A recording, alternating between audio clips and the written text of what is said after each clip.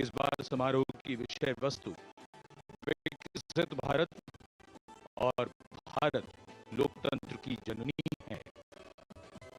इस बार के समारोह में नारी शक्ति को केंद्र में रखा गया है। 75वां गणतंत्र दिवस समारोह, जिसमें माननीय राष्ट्रपति परेड की सलामी लेंगी। समारोह में हमारे मुख्य अतिथि फ्रांस के राष्ट्रपति हैं। Namaskar. From the cold climes but warm heart of Delhi, from these perfectly proportioned and gorgeously groomed vistas, and of course from every proud Indian to another fellow citizen, 75th Republic Day greetings. Today, as this mist-mingled morning dawns over Kartavya Path, let us come together from different parts of the country, from different areas, to celebrate as one, lest we forget that we belong to a land which has nourished the seed of civilization, and that we inhabit a country where culture, creativity, and camaraderie interweave to build nationhood. So today, as the tricolor umbrella of national sentiment brings us together, let each of us know and believe that we stand shoulder to shoulder as one, lest we forget. With a seating capacity of nearly 77,000, Kartavya Path today adorned with viewers from all parts of the country. गणतंत्र दिवस यानी हमारा सबसे महत्वपूर्ण राष्ट्रीय पर्व, जिसका साक्षी बनने के लिए देश के कोने के देशों से भी मेहमान यहाँ पर मौजूद हैं। कर्तव्य पथ के दोनों ओर स्थित दर्शक दीर्घाओं में इस वर्ष की परेड बेहद खास है, क्योंकि लगभग 13,000 विशेष अतिथियों को आज की इस परेड को देखने के लिए विशेष तौर पर आमंत्रित किया गया है, जो देश के अलग अलग राज्यों और केंद्र शासित प्रदेशों से यहाँ पहुंचे हैं अपने परंपरागत परिधानों में। आज का भारत समृद्ध भारत है, सशक्त भारत है, विकसित भारत है, दुनिया की शीर्ष अर्थव्यवस्थाओं में शामिल हो रहा भारत है, हर क्षेत्र में आगे बढ़ रहा भारत है, संकल्प से सिद्धि की ओर अग्रसर देश की इस गौरवमयी परंपरा का निर्वहन आज 75वें गणतंत्र दिवस पर मूर्त रूप ले रहा है, नारी शक्ति के उदय और प्रदर्शन के रूप में। Welcome to the grandest parade venue in the country on the most important day of a republic.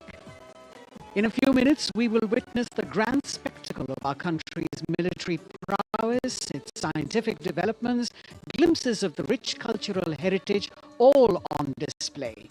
Each year, the parade showcases and celebrates our military might, our diversity in culture, language and traditions, musical and dance traditions, our soldiers, our veterans and our freedom fighters, many of whom are present here at this Kartavya Path. The theme of the Republic Day centers around India, mother of democracy, and Viksit Bharat, or developed India, a day of immense significance as we reaffirm the spirit of freedom. We underscore the sovereignty and self-governance bestowed on us through the Constitution.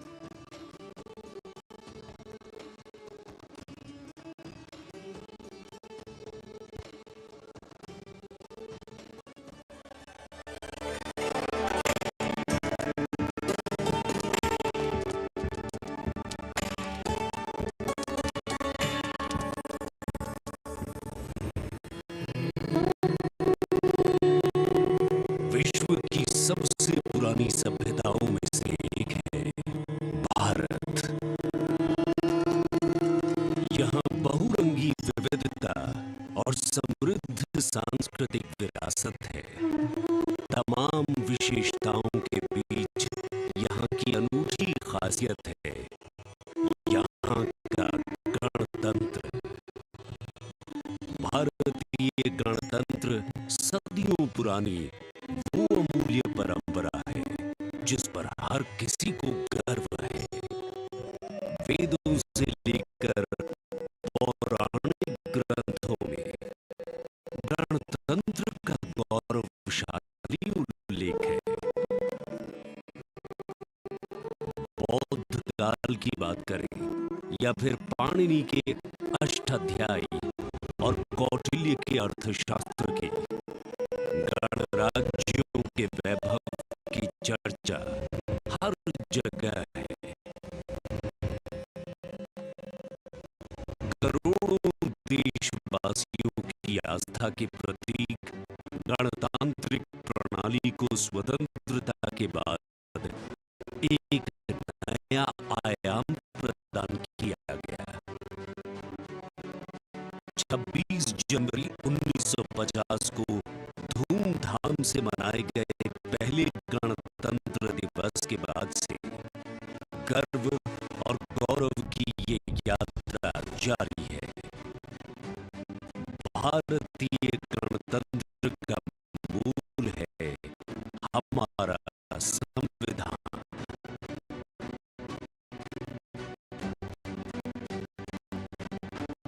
ये देश की शासन व्यवस्था का आधार और पथ प्रदर्शक होने के साथ दुनिया की सर्वाधिक आबादी की अभिलाषाओं और आकांक्षाओं का प्रतीक है। ये देश की अनूठी सांस्कृतिक विविधताओं को भी पेश करता है। We, the people of India, having solemnly resolved to constitute India into a sovereign, socialist, secular, democratic republic. स्वतंत्रता के बाद जब संविधान बना तो उसमें देशवासियों को सशक्त बनाते हुए मौलिक अधिकार दिए गए। मौलिक अधिकारों में समता या समानता का अधिकार, स्वतंत्रता का अधिकार, शोषण के विरुद्ध अधिकार, धार्मिक स्वतंत्रता का अधिकार, संस्कृति एवं शिक्षा का अधिकार, संवैधानिक उपचारों का अधिकार शामिल है। मौलिक अधिकारों के साथ संविधान ने हमारे कर्तव्य भी बताए हैं। वर्तमान समय में हर देशवासी सही तरीके से अपने अधिकारों का इस्तेमाल करने के साथ कर्तव्यों के प्रति संकल्पित रहे, इसके लिए मौजूदा सरकार ने अनुकूल माहौल प्रदान किया है। आज के भारत में सभी के लिए न्याय और सम्मान है। सरकार की कोशिशों से लोग सशक्त हो रहे हैं। बेहतर वर्तमान के दम पर सुनहरे भविष्य के सपने को साकार करने की दिशा में कदम बढ़ा रहे हैं। करोड़ों आकांक्षाओं को साकार करते हुए ये राष्ट्र दुनिया भर में मिसाल कायम करते हुए नए भारत का निर्माण कर रहा है।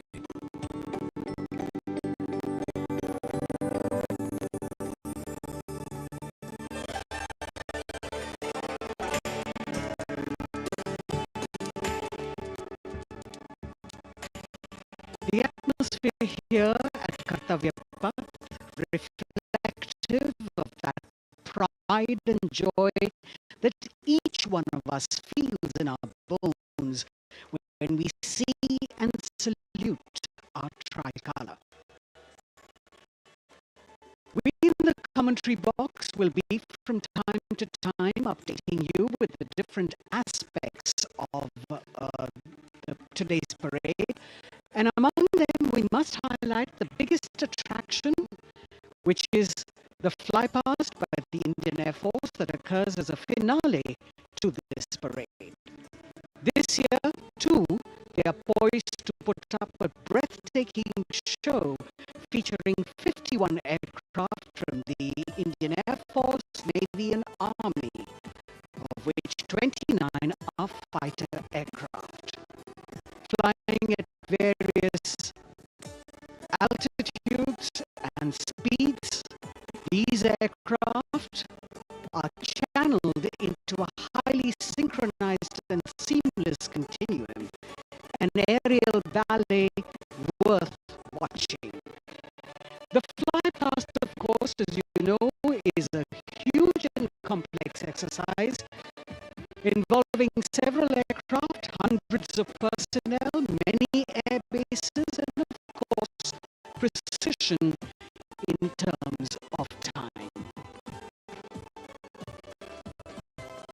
75वें गणतंत्र दिवस का राष्ट्रीय पर्व हर भारतीय के लिए गर्व और गौरव का अवसर है। गणतंत्र दिवस के इस पावन अवसर पर राष्ट्रीयता के रंगों से दमकता कर्तव्य पथ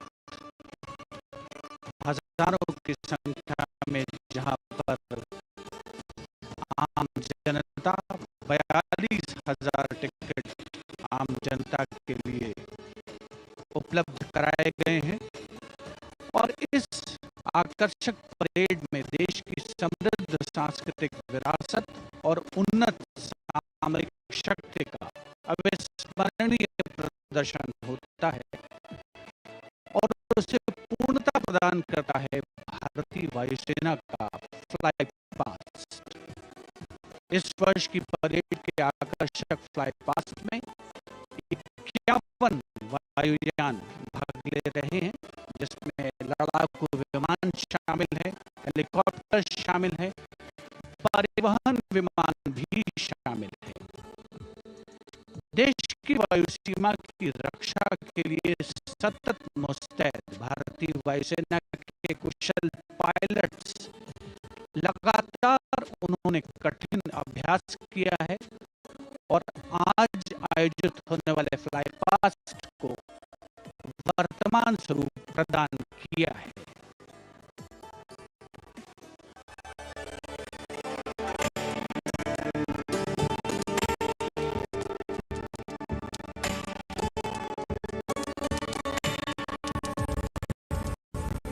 वीरता, पराक्रम और दृढ़ता का गौरवपूर्ण प्रतीक है भारतीय सेना।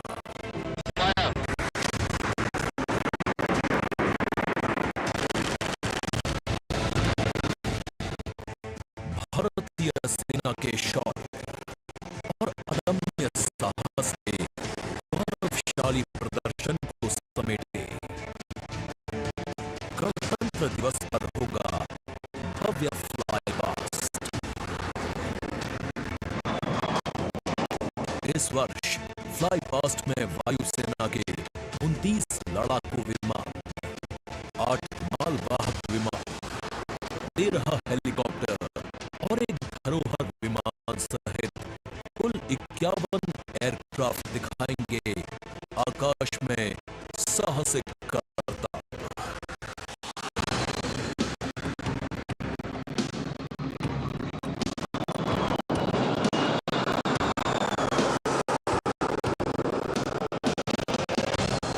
कर्तव्य पथ साक्षी बनेगा तेजस, सुखोई और राफेल जैसे विमानों के हैरत अंगेज कर देने वाले एयर शो का। इस फ्लाई पास्ट में भरी जाने वाली हर एक उड़ान की होगी एक खास थीम जो देगी विशेष संदेश। सबसे पहले आकाश में दिखेगा ध्वज फॉर्मेशन।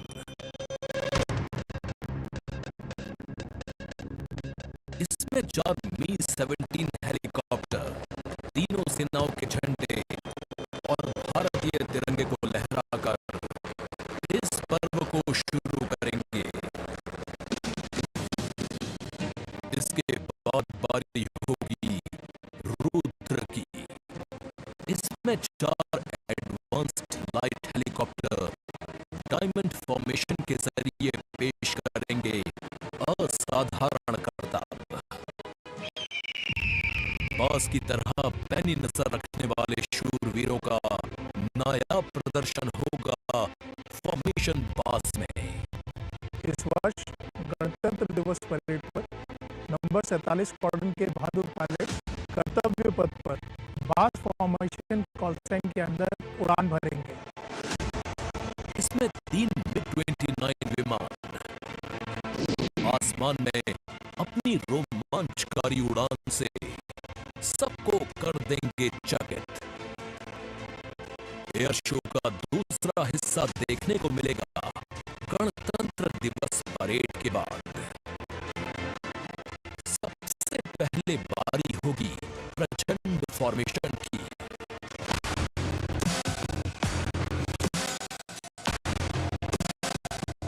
अर्जुन फॉर्मेशन में एक C-295 और 2 C-130 विमान अपने प्रदर्शन से आपको रोमांचित कर देंगे।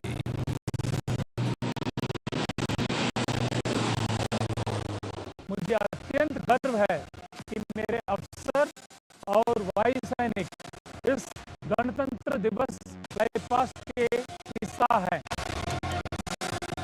इसके बाद अगले कुछ मिनटों तक आसमान में हैरत अंगेज कारनामों से आपको रोमांच में सराबोर करने के लिए वायु योद्धा पेश करेंगे तिरंगा फॉर्मेशन।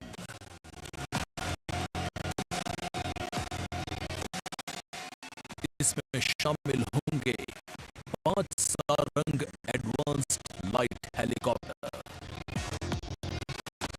200 स्क्वाड्रन की तरफ से देश के 75वें गणतंत्र दिवस की हार्दिक शुभकामनाएं।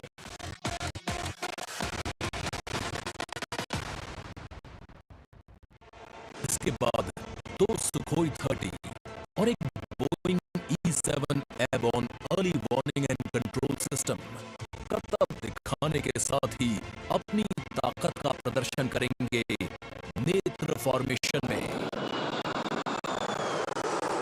I will be flying in Su-30 MKI aircraft alongside the Embraer aircraft in Netra formation. Varun formation में नौसेना के long range patrolling aircraft P-8I 2 Sukhoi 30 विमानों के साथ उड़ान भरेंगे।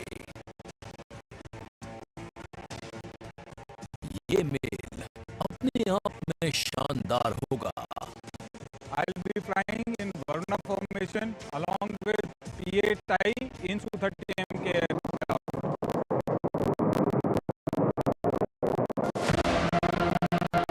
जोश अपने चरम पर होगा जब वायु सैन्य शक्ति में इजाफा करने वाले एक C-17 विमान और 2 सुखोई 30 मिलकर बनाएंगे भीम फॉर्मेशन।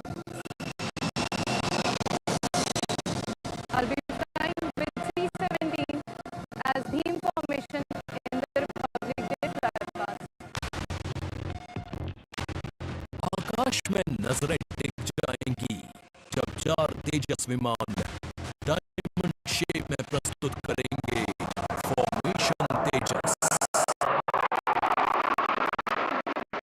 गणतंत्र दिवस के अवसर पर हम 4 तेजस विमान डायमंड फॉर्मेशन में उड़ाएंगे, जिसमें कि 3 विमान विक फॉर्मेशन में होंगे और चौथा विमान सामने वाले विमान के बिल्कुल पीछे और नीचे रहेगा।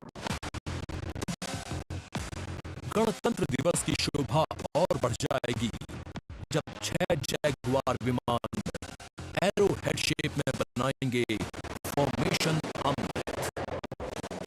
मेरे फॉर्मेशन में 6 जैगुआर है। हम 26 जनवरी को कर्तव्य पथ पर एरोहेड फॉर्मेशन में फ्लाई पास्ट करेंगे। इसके बाद राफेल की गर्जना से एक बार फिर गूंज उठेगा कर्तव्य पथ। बजरंग फॉर्मेशन में 6 राफेल विमान अपने हैरत अंगेज कारनामों से सबको कर देंगे स्तब्ध।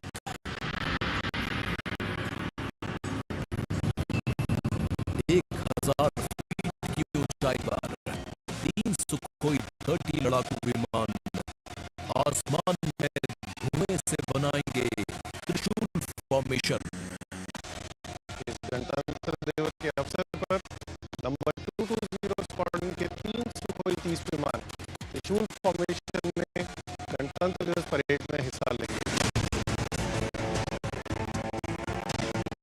सबसे अंत में होगा विजय फॉर्मेशन। इसमें एक राफेल विमान वर्टिकल चांदनी का विहंगम दृश्य पेश कर दर्शकों को कर देगा मंत्रमुग्ध। तो इंतजार कीजिए उस रोमांचक और भव्य फ्लाई पास्ट का जिसे वायुसेना ने आपके लिए तैयार किया है।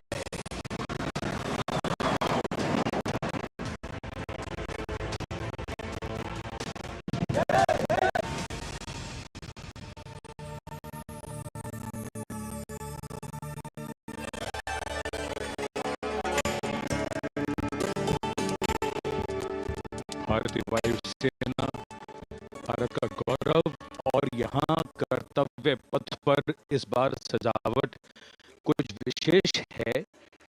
यहाँ पर भारतीय वस्त्र कला को कर्तव्य पथ के दोनों ओर अनंत सूत्र के माध्यम से दर्शाया गया है।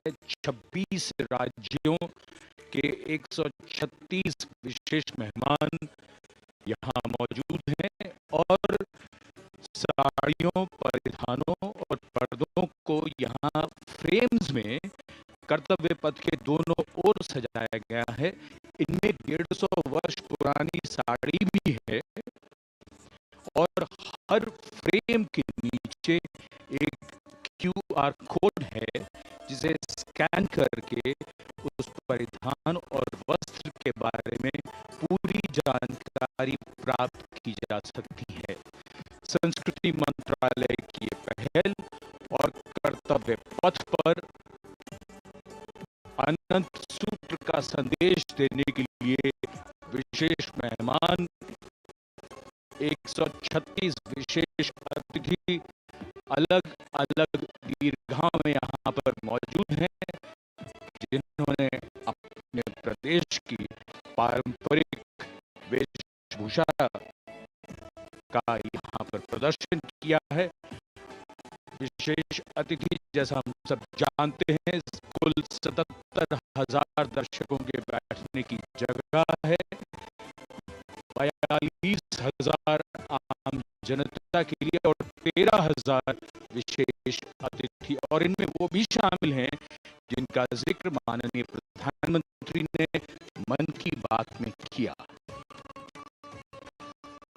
With 108 episodes to its credit, Man Ki Baat remains a unique and outstanding radio program, standing out as one of its kind globally. This distinctive initiative, introduced in 2014 by Prime Minister Narendra Modi, establishes a remarkable communication endeavor that forges a direct and informal connection with the citizens of India, addressing a broad spectrum of issues from social initiatives to culture and heritage, youth and education, health and environmental concerns. The radio program serves as a crucial instrument in fostering unity by transmitting the PM's thoughts and perspectives to the public. Its significance transcends conventional governance, acting as a platform that not only imparts information but also establishes connections, bringing together the the diverse fabric of the Indian populace.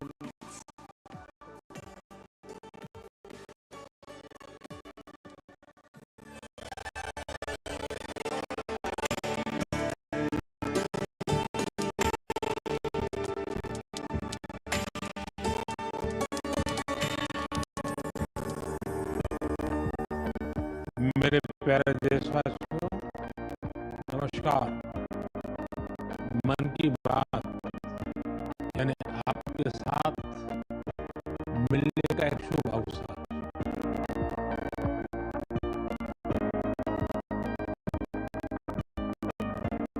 मन की बात यानी माननीय प्रधानमंत्री श्री नरेंद्र मोदी से जन जन की बात। 3 अक्टूबर 2014 को मन की बात कार्यक्रम की पहली कड़ी का प्रसारण हुआ।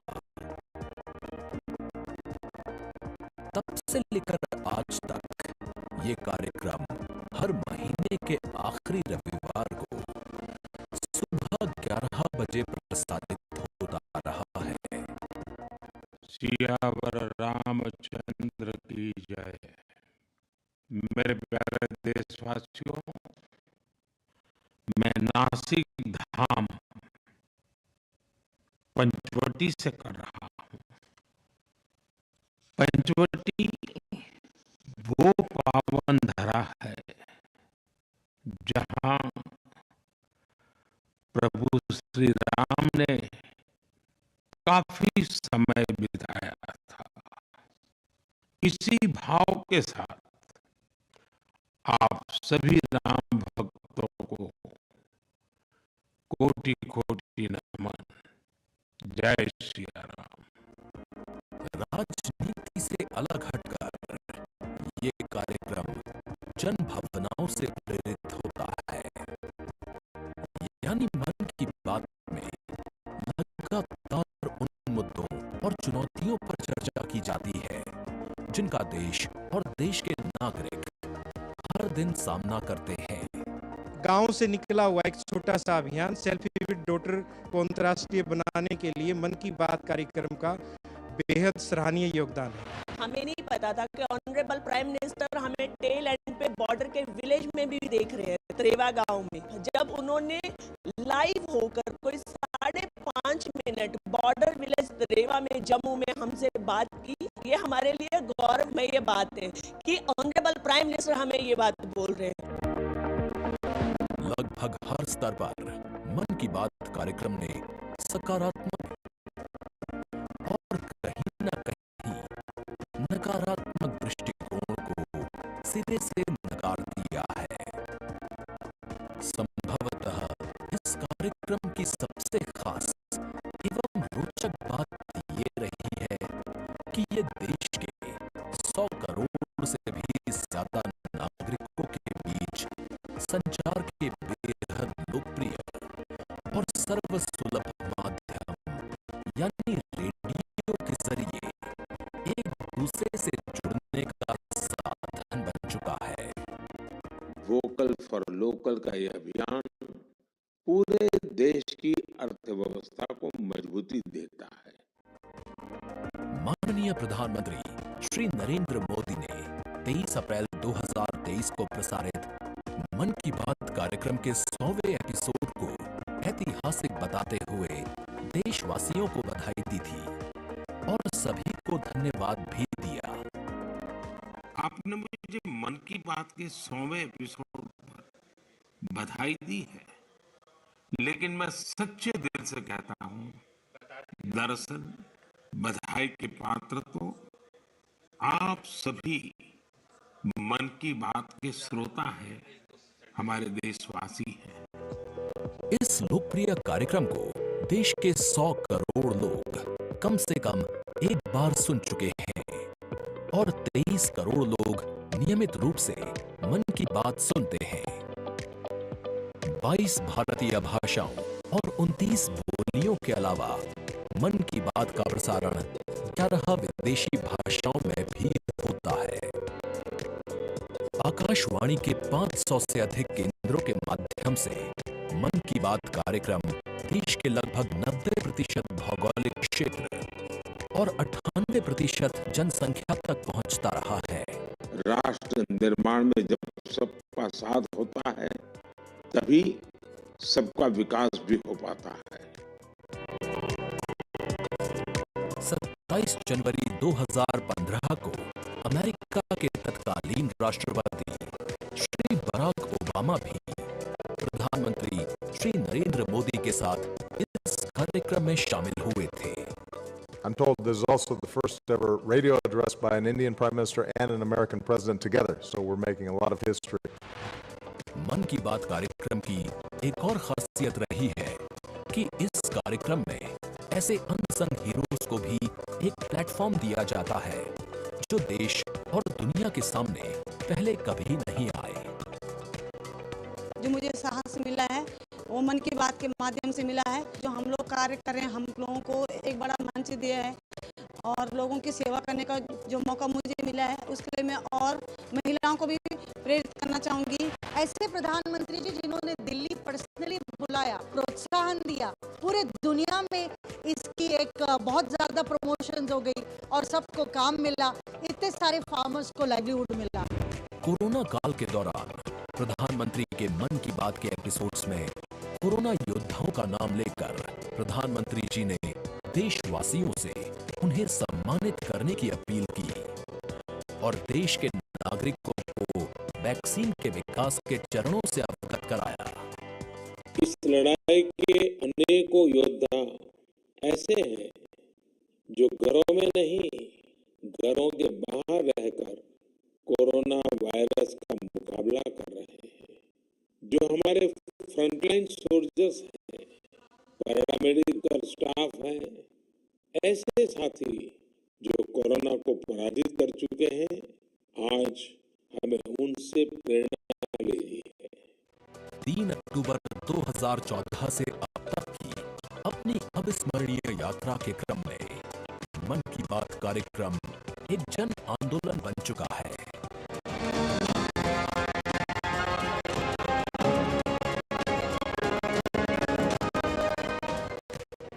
मन की बात का पावन संकल्प है विकसित, खुशहाल और प्रगतिशील Bharat.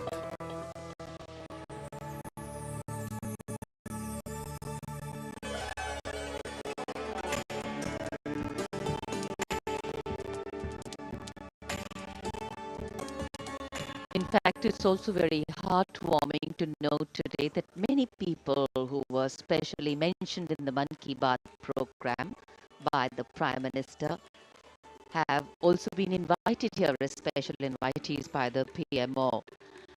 A very, very proud and a special moment. And all this in an endeavor to make the parade more participative and more inclusive. In fact, Prime Minister Modi participated in the Bastille Day celebrations as the guest of honor in July last year in France. Today, Indo-French relations are anchored on principles that have only strengthened over time. With the strong defense partnership at its core, the two nations are committed to the values of mutual cooperation with deep respect for each other's needs and requirements, and they are working together to leverage similar ambitions to empower each other. Two important nations, one in Europe and the other in Asia, with a similar conception of the world, demonstrate once again today that there is a much better chance of creating a multipolar world with cooperation and collaboration, as India warmly welcomes President Emmanuel Macron as the chief guest for its 75th Republic Day celebrations. गणतंत्र दिवस समारोह के दौरान विदेशी अतिथियों के इस राष्ट्रीय पर्व में आयोजन में भाग लेने की विशिष्ट परंपरा रही है। 26 जनवरी 1950 को इरविन स्टेडियम पर आयोजित पहले गणतंत्र दिवस समारोह में इंडोनेशिया के राष्ट्रपति डॉक्टर सुकर्नो मुख्य अतिथि थे। और ये परंपरा आज भी 75वें गणतंत्र दिवस पर निर्बाध रूप से जारी है। इस बार के हमारे खास मेहमान हैं फ्रांस के राष्ट्रपति श्री इमैनुअल मैक्रों। भारत और फ्रांस, एक और खास बात है, इस वर्ष रणनीतिक साझेदारी की रजत जयंती मना रहे हैं। कुल मिलाकर ये छठा मौका है जब फ्रांस के नेता मुख्य अतिथि के तौर पर गणतंत्र दिवस समारोह का हिस्सा बन रहे हैं। और एक और खास बात है कि भारत और फ्रांस आपसी सहयोग से और स्वतंत्र रूप से भी बदलते वैश्विक परिदृश्य में अहम भूमिकाएं निभाते आए हैं।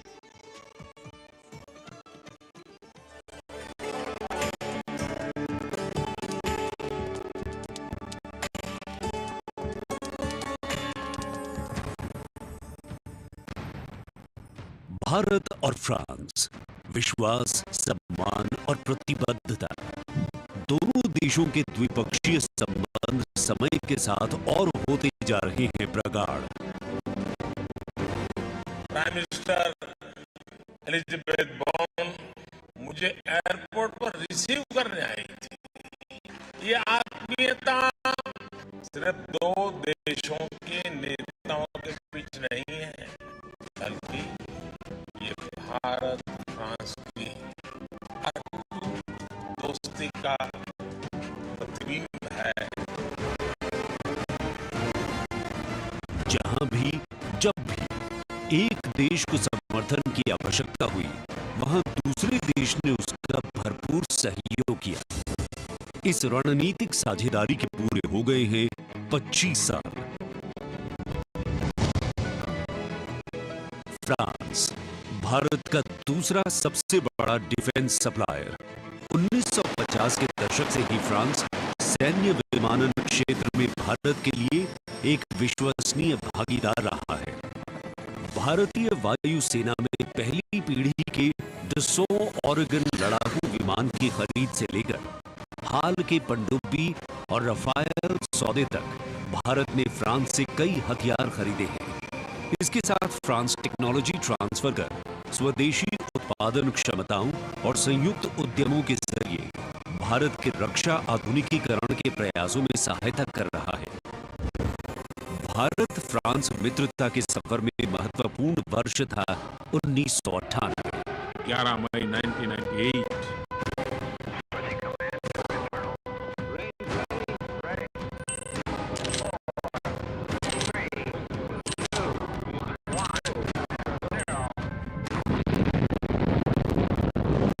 जब भारत ने एशिया में उभरती हुई महाशक्ति के रूप में परमाणु परीक्षण किया, तब तत्कालीन फ्रांसीसी राष्ट्रपति जैक शिराक ने भारत का साथ दिया।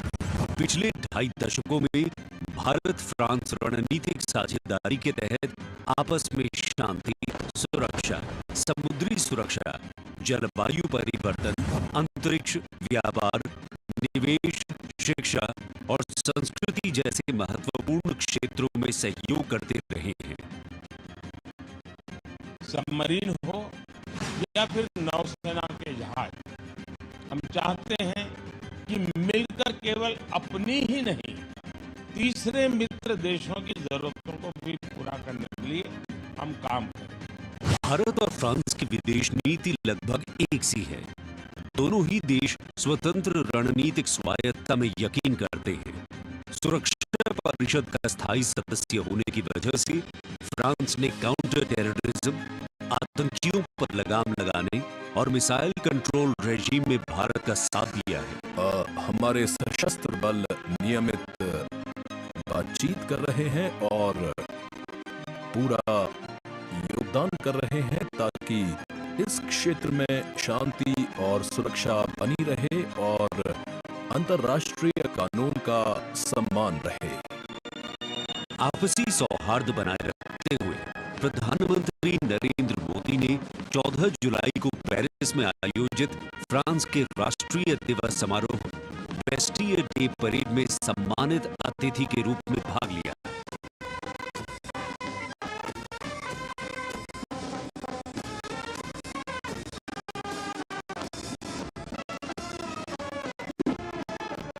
वहीं इमैनुअल मैक्रोन ने सितंबर में नई दिल्ली में आयोजित G20 शिखर सम्मेलन में भाग लिया। भारत कहता है वसुधैव कुटुंबकम, यानी पूरा विश्व एक परिवार है। इसी भावना के साथ भारत और फ्रांस 21वीं सदी की अनेक चुनौतियों से निपट रहे हैं।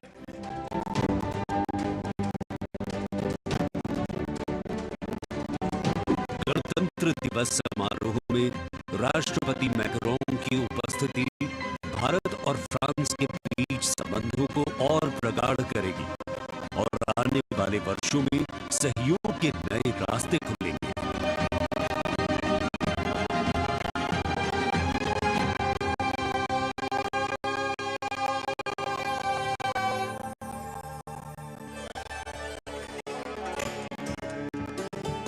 It is a well-established fact that women play an integral part in any society.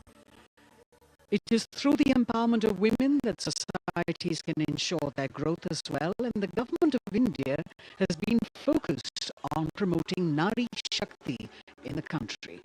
It is committed to improve women's lives and remove any bottlenecks that come in the way of their progress. During the last 9 years, the central government has launched numerous welfare schemes aimed to empower women and make them lead India's development journey. This year, in addition to larger participation of women in the parade, we also have special invitees from various sectors of industry, manufacturing sector, maintenance workers, women space scientists, and many more. Around 13,000 special invitees of the Prime Minister being given the pride of place, making the whole event inclusive, participative, and truly democratic. A republic that is by the people, for the people, and of the people. कर्तव्य पथ पर विशेष मेहमानों को आमंत्रित किया गया है, जिसमें सुनिश्चित किया गया है कि हर वर्ग की भागीदारी इस समारोह में हो। बहुत ही खास गणतंत्र दिवस समारोह, इसका थीम है विकसित भारत और भारत लोकतंत्र की जननी। साथ ही इस बार पूरा समारोह नारी शक्ति पर केंद्रित। इस बार आधी आबादी की पूरी भागीदारी सुनिश्चित की गई है। अलग अलग दीर्घाओं में पारंपरिक वेशभूषा में यहाँ पर विशेष अतिथि। इस बार राष्ट्रीय गान के बाद पहली बार परेड की शुरुआत में 100 महिला कलाकार अपनी मौजूदगी का परचम कर्तव्य पथ पर लहराएंगी। ये बदलता भारत है। यहाँ अब महिला अबला नहीं, शक्ति है। ये आज की नारी है, नारी तू नारायणी।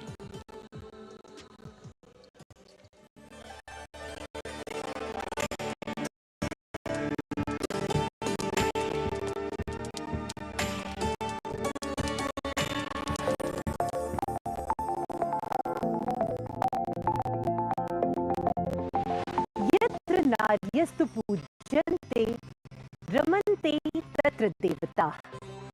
जहाँ नारी का सम्मान होता है, वहाँ सुख और समृद्धि का स्वाभाविक रूप से वास होता है।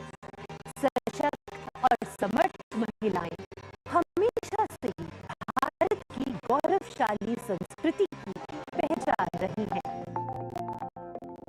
मैं भी एक बेटी हूँ और मेरी भी एक बेटी है।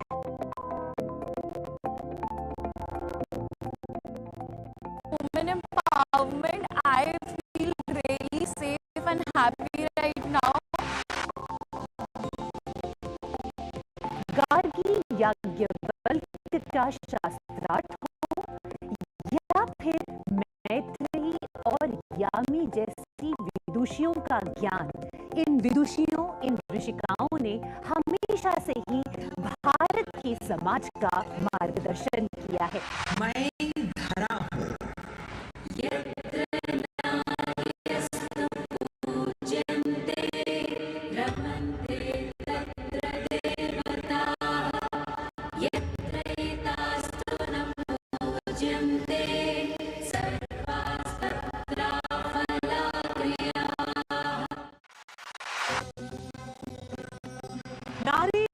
नारायणी है कि ध्येय वाक्य के साथ पिछले 9 सालों में मोदी सरकार ने न सिर्फ नारी सशक्तिकरण के लिए काम किया है, बल्कि भारतीय संस्कृति के अनुरूप जो नारी को सम्मान मिलना चाहिए वो भी दिया है।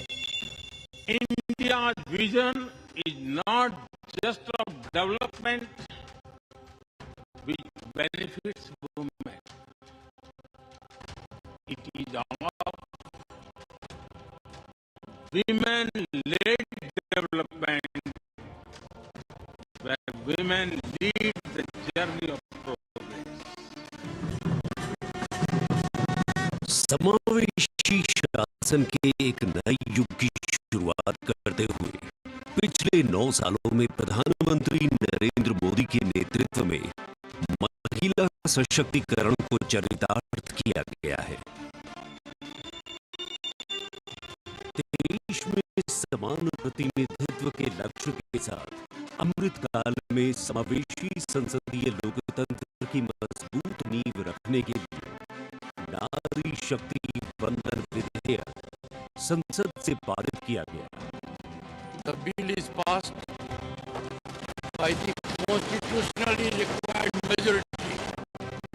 ताकि लोकतंत्र के मंदिर में महिलाओं की बात प्रबल रूप से रखी जा सके और उनके मुद्दों पर अधिक जोरदार ढंग से चर्चा की जाए। नारी शक्ति वंदन अधिनियम, इसके माध्यम से हमारा लोकतंत्र और मजबूत होगा।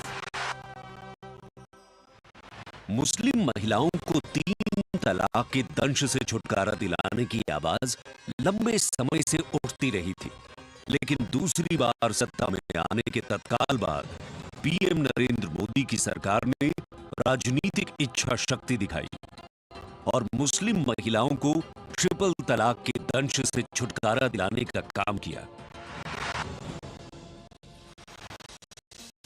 महिला सशक्तिकरण के लिए समर्पित मोदी सरकार ने पिछले 9 सालों में महिलाओं को सशक्त और समृद्ध बनाने के लिए कई योजनाओं की शुरुआत की, जिससे खेलों से लेकर रोजगार, महिला स्वास्थ्य और आत्मनिर्भर बनने की दिशा में महिलाओं का मार्ग प्रशस्त किया है। आज मोदी सरकार के बल पर स्वयं सहायता समूहों से लेकर स्टार्टअप्स और व्यापार के क्षेत्र में महिलाएं तीव्र गति से आगे बढ़ रही हैं और समाज में अपनी हिस्सेदारी को मजबूत कर रही हैं।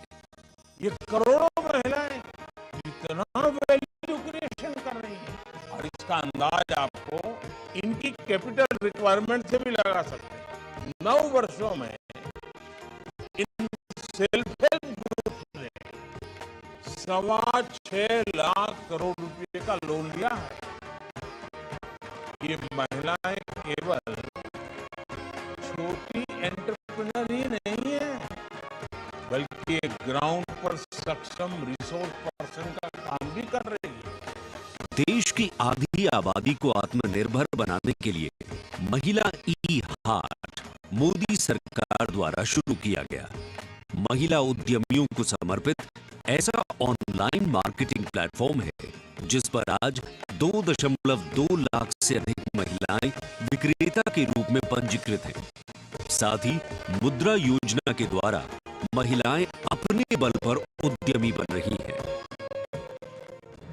जहां बेटी बचाओ बेटी पढ़ाओ, कन्या भ्रूण हत्या रोकने और बेटियों को शिक्षित बनाने की दिशा में बहुत बड़ा कदम है, वहीं पीएम आवास योजना के अंतर्गत महिलाओं के नाम पर आवास उपलब्ध कराया जा रहा है। पीएम आवास योजना के जो 3 करोड़ से अधिक घर बने, उनमें से अधिकांश महिलाओं के ही नाम है। आज इस व्यवस्था से उन्हें कितना बड़ा सपोर्ट मिला। पीएम आवास ने महिलाओं को घर से आर्थिक फैसलों में एक नई आवाज दी है। मोदी सरकार ने 3 करोड़ गरीबों को घर दिए, जिनमें से 75% महिलाओं को दिए गए। प्रधानमंत्री उज्ज्वला योजना के माध्यम से महिलाओं को धुएं से मुक्ति दिलाने के लिए 9 करोड़ से अधिक एलपीजी कनेक्शन दिए गए हैं। चाय बनाए तो पिलाओ ना फिर।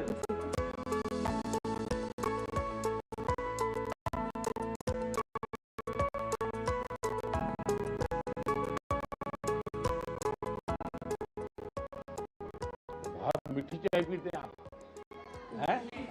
हमसे मीठी हो ही जाती मालूम नहीं कैसे।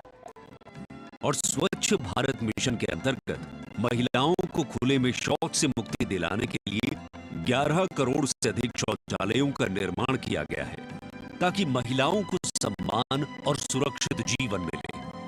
80 करोड़ गरीबों को मिलने वाले खाद्यान्न से भी सबसे बड़ी राहत महिलाओं को मिली। मोदी सरकार द्वारा 11 करोड़ जल आपूर्ति कनेक्शन और 50 करोड़ लाभार्थियों को स्वास्थ्य बीमा प्रदान करने से भी सबसे बड़ा लाभ महिलाओं को मिला। साथ ही मातृत्व अवकाश, मातृत्व लाभ के तहत महिलाओं के लिए वेतन के साथ मातृत्व अवकाश की अवधि 12 हफ्ते से बढ़ाकर 26 हफ्ते की गई है। यही नहीं, मोदी सरकार के आने के बाद सुरक्षा बलों में महिलाओं की हिस्सेदारी लगातार बेहतर की जा रही है। डिफेंस में महिलाओं को स्थायी कमीशन देना हो या पहली बार आर्टिलरी रेजिमेंट में महिला अफसरों को शामिल करना हो, सियाचिन ग्लेशियर जैसे सबसे ऊंचे युद्ध क्षेत्र में महिला अफसर की तैनाती हो या सैनिक स्कूलों में बेटियों के दाखिले की पहल हो, ये सब इन 9 सालों में संभव हो पाया है। I feel very happy and motivated as a woman. चाहे वो रिक्शा हो या हवाई जहाज, हर चीज लड़कियां चला रही हैं। नारी का सम्मान देश का सम्मान। नारी का सम्मान देश का सम्मान। सेवा, सुशासन और गरीब कल्याण के 9 सालों में मोदी सरकार ने सुकन्या समृद्धि योजना से लेकर वोकल फॉर लोकल तक ऐसी कई योजनाओं की शुरुआत की है जिनकी वजह से महिलाओं के जीवन में आ गई है खुशहाली। उनके सपनों को मिल गए हैं पंख और वो हो गई हैं आत्मनिर्भर। आत्मनिर्भरता, आत्मविश्वास और सामाजिक सक्रियता के साथ कदम से कदम बढ़ाते हुए कर्तव्य पथ पर चलते हुए देश के सर्वांगीण विकास में हम महिलाएं पग पग पर साथ हैं, ये हमारी गारंटी है। जय हिंद, जय Bharat.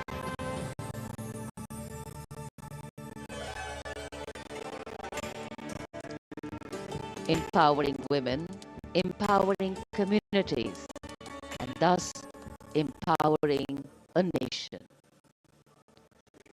Kartavya path on either side. People kitted out in their warm winter woolens. Got up early in the morning. The day dawned a little foggy, but now I think the warmth of the sun slowly warming the bones which were chilled in the morning, absolutely. So January is a cold month in Delhi. And once the parade begins, we shall see faces light up more, the sun climb higher, and of course excitement will touch the sky.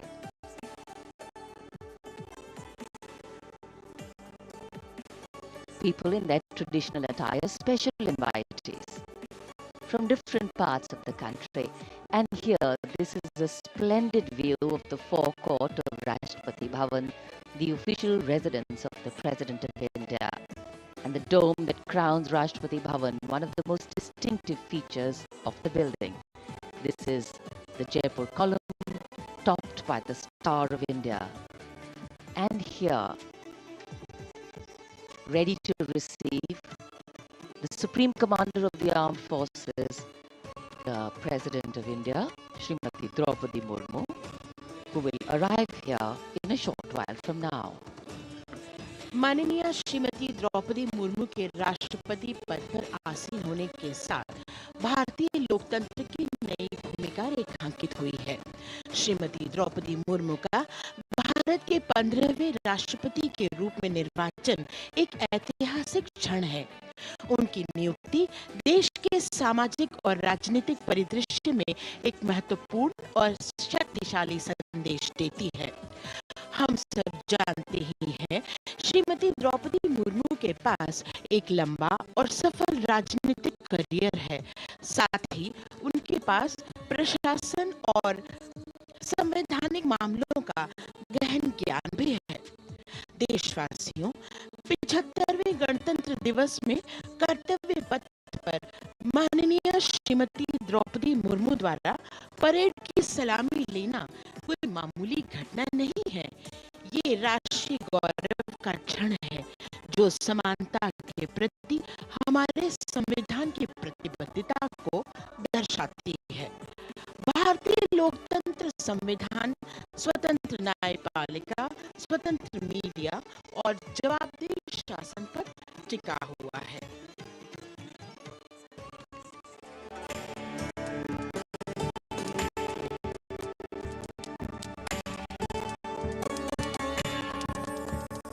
Bharat एक राष्ट्र, एक उम्मीद, यह इन सबसे बढ़कर 140 करोड़ आबादी के बीच में इनका जज्बा। दुनिया के सबसे बड़े लोकतंत्र भारत का स्वर्णिम अध्याय है। संघर्षशील और कर्मठ देश की प्रथम नागरिक राष्ट्रपति द्रौपदी मुर्मू।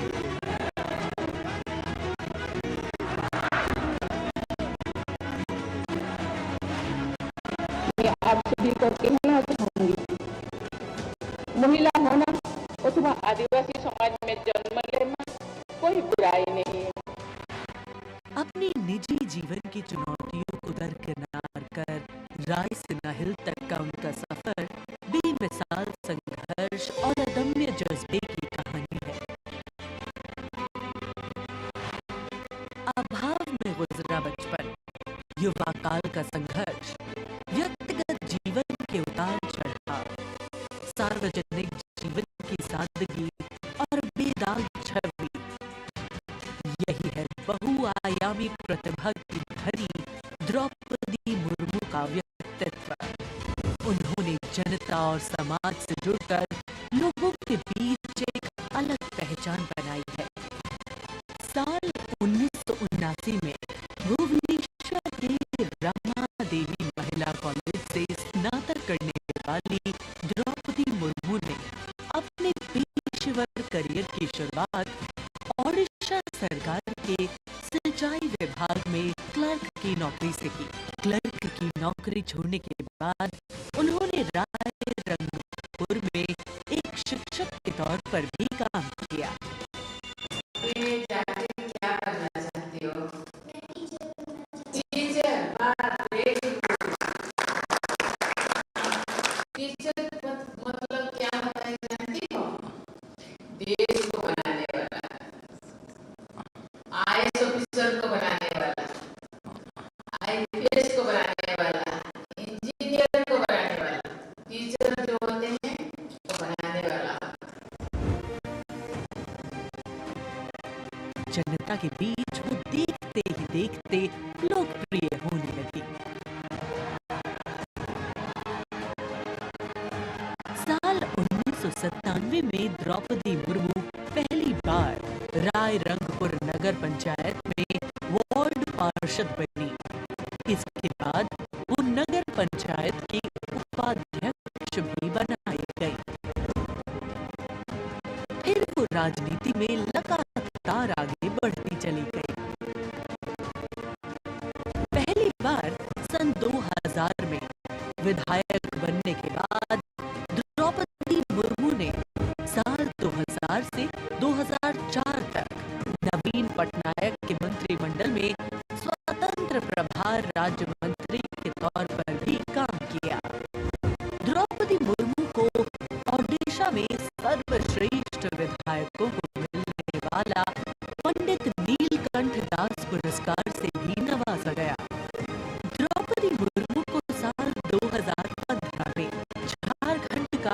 राज्यपाल बनाया गया। मैं आपको कहना चाहूंगी ये केवल मैं ओडिशा के तो हूँ, लेकिन झारखंड के खून मेरे शरीर में बहता है। इसीलिए ये भी मेरा सौभाग्य है कि मुझे इसी धरती का राज्यपाल बनाया गया है। आज मैं ये अपने धरती का मेहमान बन के आपके सामने उपस्थित हूं।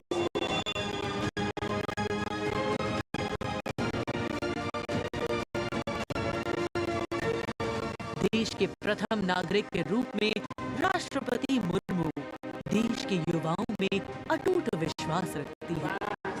ये तो चंद्रयान है ना, वेरी गुड।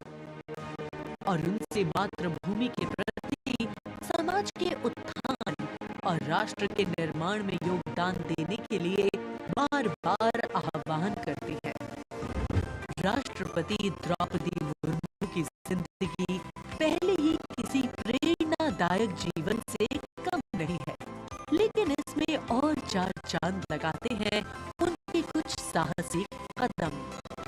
उन्होंने असम के तेजपुर एयर स्टेशन पर सुखोई फाइटर जेट में एक ऐतिहासिक उड़ान भरी। एक सॉर्टी फाइटर जेट में उड़ान भरने वाली वे तीसरी राष्ट्रपति हैं।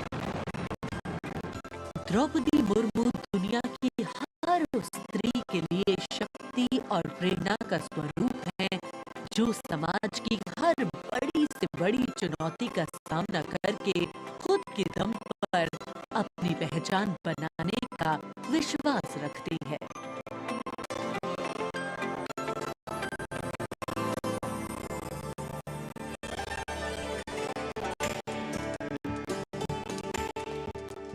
गणतंत्र दिवस हमारा राष्ट्रीय पर्व है। कर्तव्य पथ देश प्रेम के रंगों से दमक रहा है। जहां कुछ देर के पश्चात देश की राष्ट्रपति माननीय श्रीमती द्रौपदी मुर्मू और इस वर्ष के गणतंत्र दिवस के हमारे खास मेहमान फ्रांस के राष्ट्रपति श्री इमैनुअल मैक्रों का आगमन होगा। महामहिम श्री इमैनुअल मैक्रों फ्रांस के 5वें गणराज्य के 8वें राष्ट्रपति हैं। उन्होंने देश को एक सक्षम नेतृत्व प्रदान किया है, युवा नेतृत्व जिसने हर क्षेत्र में आशातीत विकास किया है, जन भागीदारी सुनिश्चित की है और सबसे खास बात भारत और फ्रांस के जो आपसी संबंध हैं विश्व बंधुत्व पर आधारित हैं। सामरिक साझेदारी भी उतनी ही महत्वपूर्ण है। 1977 में जन्मे हैं श्री इमैनुअल मैक्रों और फ्रांस को एक अनुकरणीय नेतृत्व देने का सक्षम प्रयास करते नजर आते हैं। Friends, this year we are celebrating the 25th anniversary of the India-France Strategic Partnership. As was mentioned, India and France enjoy a special bond, and as strategic partners, we share a high degree of convergence on a range of regional and global issues. Some of you may recall that in July 2023, Prime Minister Modi was the guest of honor at the Bastille Day parade held in Paris. Later in September, President Macron was our honored guest for the Leaders Summit in India for the G20. President Emmanuel Macron is the 5th head of state from France to be accorded the honor of being the chief guest at the Republic Day parade, and the 6th time that a French leader will attend the celebrations as chief guest since 1976. He has a close relationship with Prime Minister Modi, and France has emerged as one of India's closest partners in Europe. We now would like to learn a little more about this year's Republic Day parade. Chief guest, President Emmanuel Macron.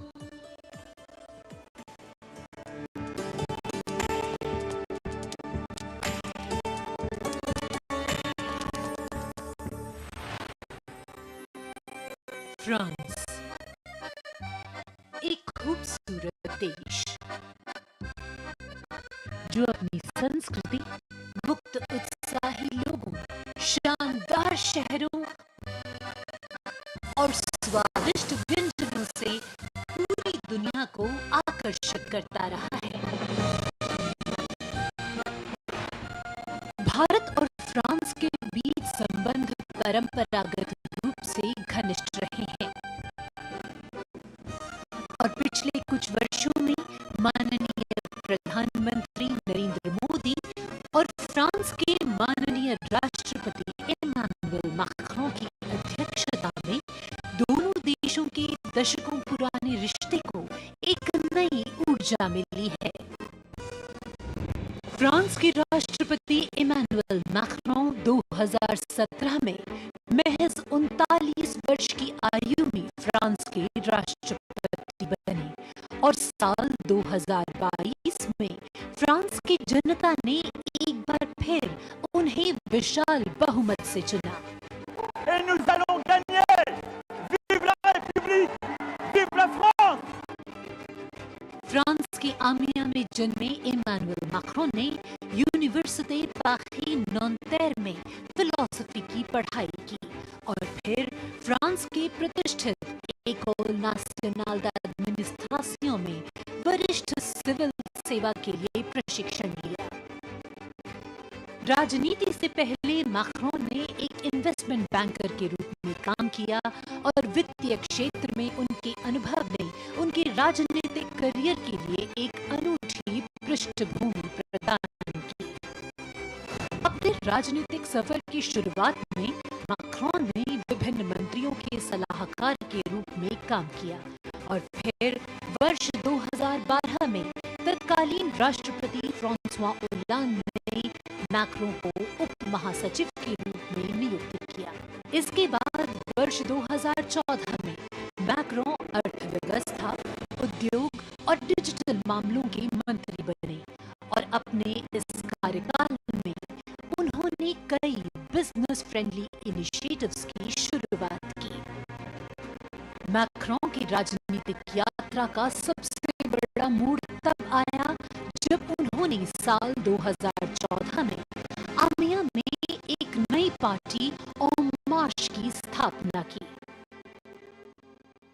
Macron के दल को वामपंथियों से लेकर केंद्रवादियों और केंद्र दक्षिणपंथी राजनेताओं और दलों का समर्थन मिला। जब हम अपना मूवमेंट देखते हैं तो मैं चाहता हूं कि हम सफल होंगे। हाँ, हम सफल होंगे फ्रांस और फ्रेंच लोगों को यूनिफाई करने में और स्वीकार कराने में। और फिर आया वो ऐतिहासिक पल जब मैक्रों ने अपनी प्रतिद्वंद्वी मारीन ले पेन को भारी बहुमत से हराकर वर्ष 2017 का राष्ट्रपति चुनाव जीता। प्रधानमंत्री नरेंद्र मोदी और फ्रांस के राष्ट्रपति इमानुएल मैक्रों ने सदैव लोकतांत्रिक मूल्यों, मौलिक स्वतंत्रता और मानवाधिकार के प्रति प्रतिबद्धता जाहिर की है, जो आश्वासन देता है कि बदलते वैश्विक परिदृश्य में दोनों देश अग्रसर होने के लिए तैयार हैं।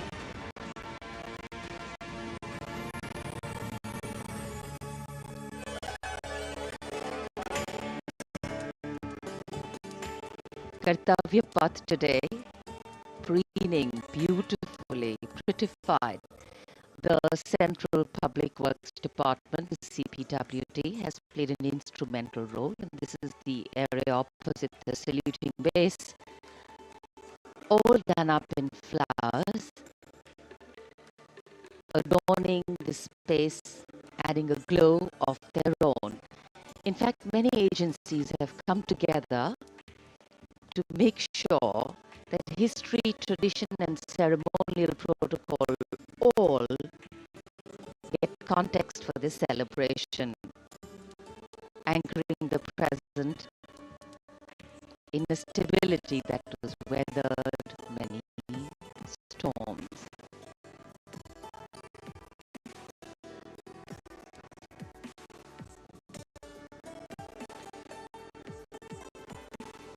Signal 1 army headquarter single regiment जो कर्तव्य पथ से लेकर राष्ट्रीय समर स्मारक तक कई किलोमीटर के क्षेत्र में संचार और ध्वनि का जिम्मा संभाले है, जिसमें पब्लिक एड्रेस सिस्टम और स्पीकर्स बहुत महत्वपूर्ण यहां मौजूद दर्शकों के लिए।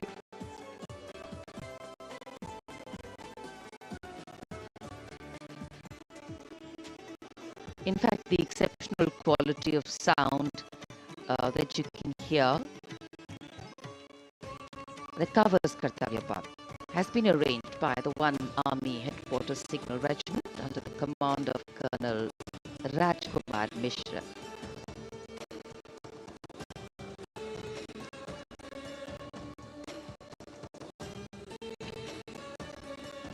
माननीय राष्ट्रपति के आगमन पर राष्ट्रगान के समय 21 तोपों की सलामी लेफ्टिनेंट कर्नल विकास कुमार के नेतृत्व में दी जाएगी। गन पोजीशन ऑफिसर हैं सूबेदार अनूप सिंह। शुभ कार्य से पहले अनुष्ठान भी पूरे किए जाते हैं और जिन तोपों से ये सलामी दी जाएगी उनका निर्माण भारत में ही किया गया है।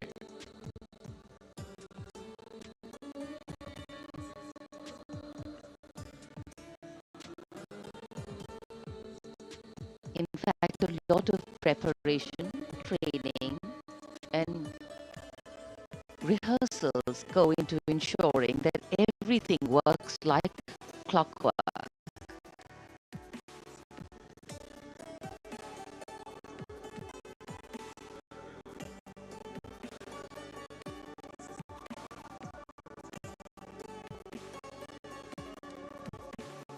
It's a proud moment for every soldier, every participant here to take part in this parade. And right across our commentator's booth is the parade control center, where every movement, the music, the coming on of the music and the fading out, everything is going to be controlled here from the parade control center. कई एजेंसियां मिलकर पूरे समन्वय के साथ काम करती हैं और फिर इस विशाल और भव्य समारोह का खूबसूरत आयोजन होता है। इधर दूरदर्शन ने आप तक उत्तम प्रसारण पहुंचाने के लिए कैसे कैसे इंतजाम किए हैं, आइए देखते हैं।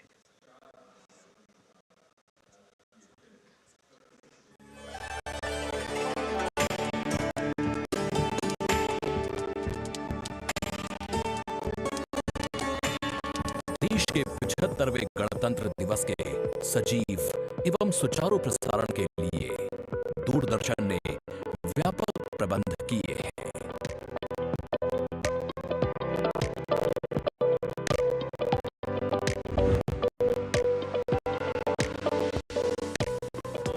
राष्ट्रपति भवन, ऐतिहासिक कर्तव्य पथ, इंडिया गेट एवं नेशनल वॉर मेमोरियल से प्रसारण की गुणवत्ता सुनिश्चित करने के लिए लगभग 60 अत्याधुनिक हाई डेफिनेशन कैमरे इस्तेमाल किए जा रहे हैं।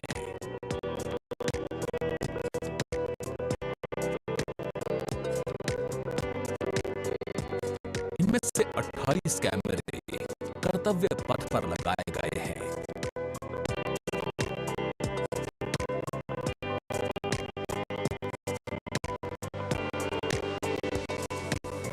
जिनसे गणतंत्र दिवस की भव्य परेड का विस्तृत विवरण उपलब्ध होगा।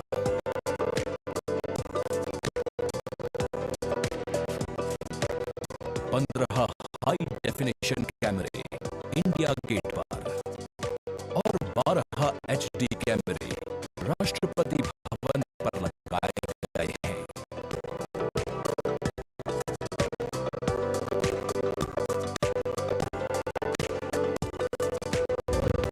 इंडिया गेट के ठीक ऊपर लगाए गए कैमरों से कर्तव्य पथ का विहंगम दृश्य देखने को मिलेगा।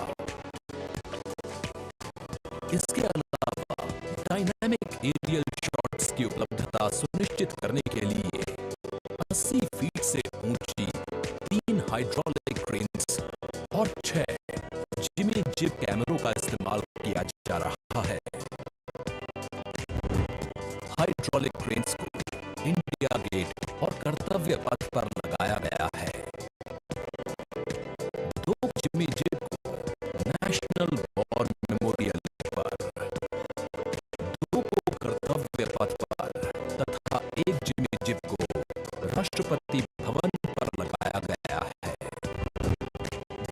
गणतंत्र दिवस समारोह के प्रसारण को विश्व स्तरीय बनाने के लिए 6 PTZ कैमरों का इस्तेमाल हो रहा है।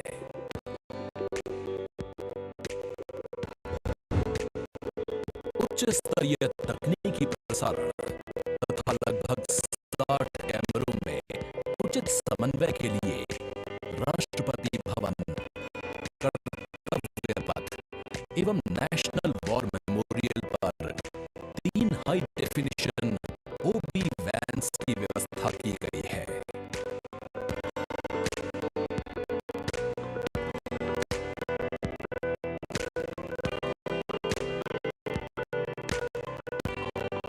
स्पष्ट ऑडियो सिग्नल्स एवं परेड में भाग ले रहे विभिन्न मार्चिंग दस्तों के कमांड सुचारू रूप से दर्शकों तक पहुंचाने के लिए विशेष डायनामिक माइक्रोफोन्स का इस्तेमाल किया जा रहा है। राष्ट्रपति भवन, कर्तव्य पथ एवं नेशनल वॉर मेमोरियल पर मौजूद OB वैन्स को ऑप्टिकल फाइबर लिंक्स की मदद से दूरदर्शन के स्टूडियो से जोड़ा गया है, जिससे उच्च गुणवत्ता के हाई डेफिनेशन सिग्नल्स की उपलब्धता सुनिश्चित हो सकेगी।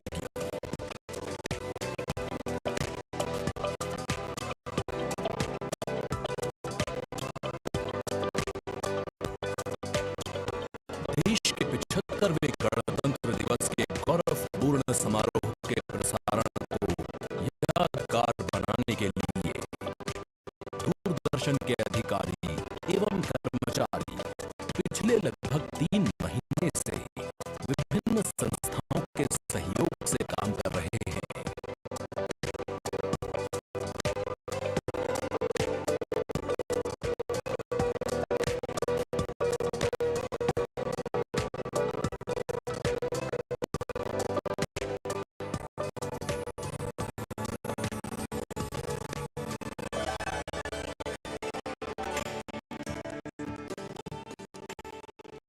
The elaborate arrangements made by Doordarshan to bring you this ceremony live from Kartavya Path.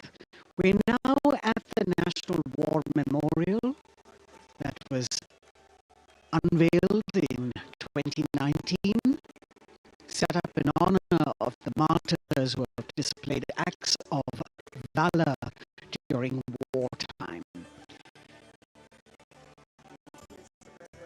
The names of 26,000 soldiers who have made the ultimate sacrifice of their lives in the defense of the nation.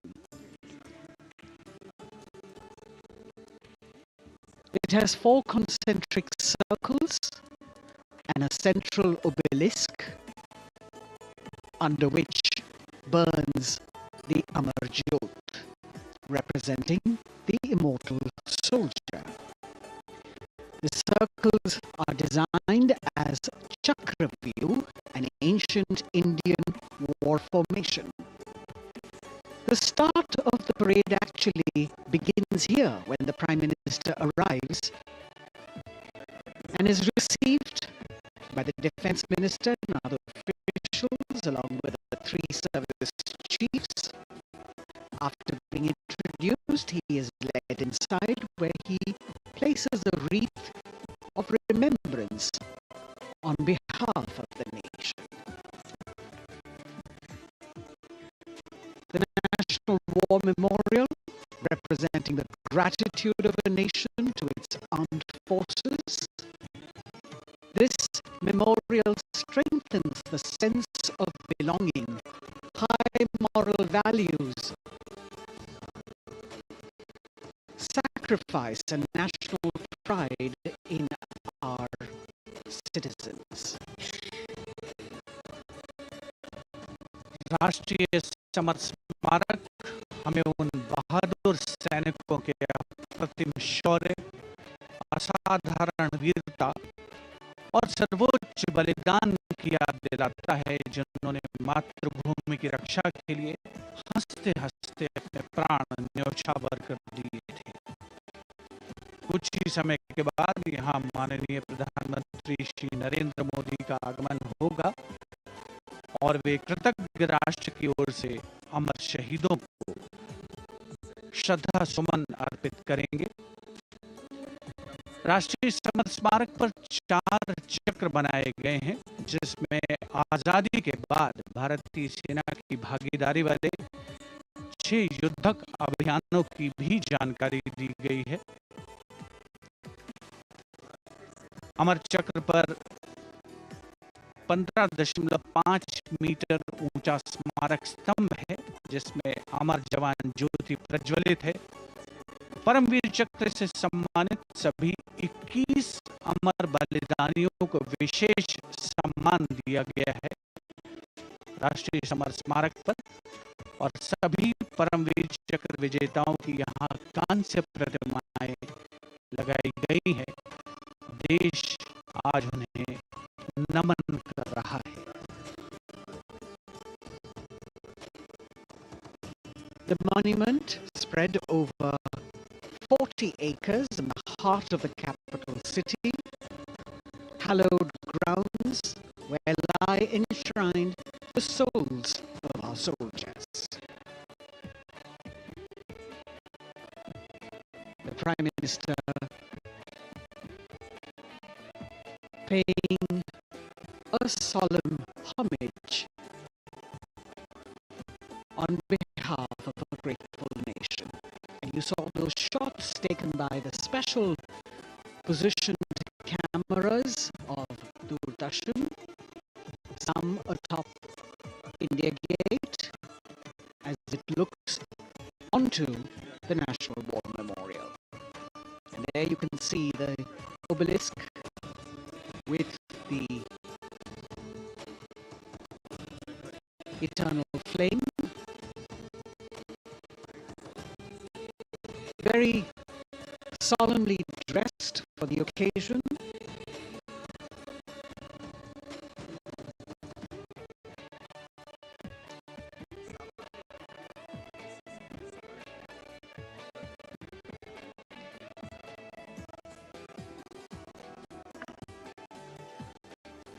And here at the National War Memorial, there is an inter-services guard comprising 1 officer and 21 inner guards, 7 from each service, along with 6 buglers, 2 from each service, under the command of Major Indrajit Sachin. In fact, when the Prime Minister will arrive here, this guard is in attendance for the wreath-laying ceremony. And here to welcome the Prime Minister here, we have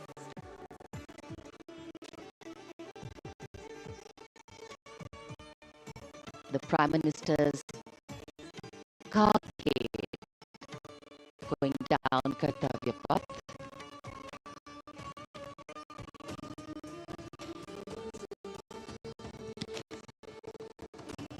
And standing there ready to receive him,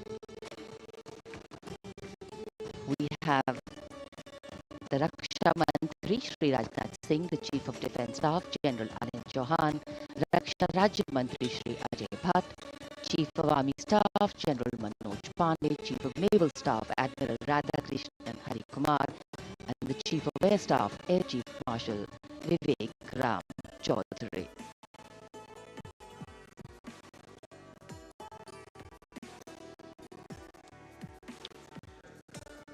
India Gate और major Dhyan Chand national stadium के बीच स्थित है राष्ट्रीय summer स्मारक। इसे सन 2019 में प्रधानमंत्री मोदी ने राष्ट्र को समर्पित किया था। हमारे गणतंत्र दिवस समारोह की शुरुआत अमर शहीदों को श्रद्धांजलि के साथ होती है। कृतज्ञ राष्ट्र की ओर से प्रधानमंत्री शहीद जवानों को श्रद्धांजलि अर्पित करेंगे। उनका आगमन हो रहा है राष्ट्रीय समर स्मारक पर। आज के भारत का एक और तीर्थ है राष्ट्रीय समर स्मारक। ये स्मारक अपने वीर शहीदों के लिए राष्ट्र की कृतज्ञता का प्रतीक है। श्रद्धा और गौरव इन भावों का संगम है। राष्ट्रीय समर स्मारक प्रधानमंत्री की अगवानी के लिए रक्षा मंत्री श्री राजनाथ सिंह समर स्मारक पर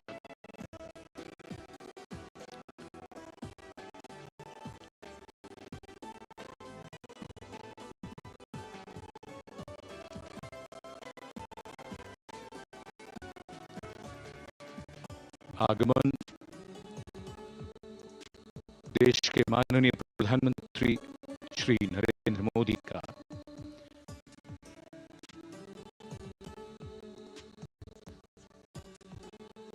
रक्षा मंत्री, रक्षा राज्य मंत्री, रक्षा सचिव और तीनों सेनाओं के अध्यक्षों से मिलते हुए और राष्ट्रीय समर स्मारक की ओर धीरे धीरे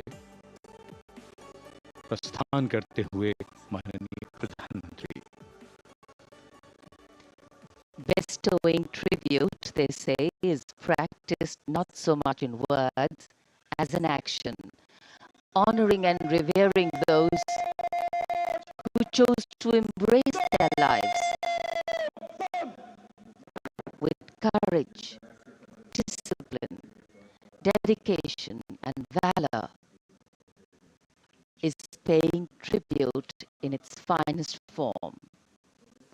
Death may not be a choice, but sacrificing one's life for the country definitely is, and that's why it deserves our deepest gratitude. The Prime Minister will now lead the nation in paying homage to the immortal soldier by laying a wreath at the memorial. The circular wreath, symbolic of eternity, the continuity of life, a circle with no beginning and no end. The evergreens used in the wreath signifying everlasting life. The wreath laying will be followed by 2 minutes of silence to honor and venerate our immortal soldiers, those for whom the nation's safety and protection and integrity came first, always and every time.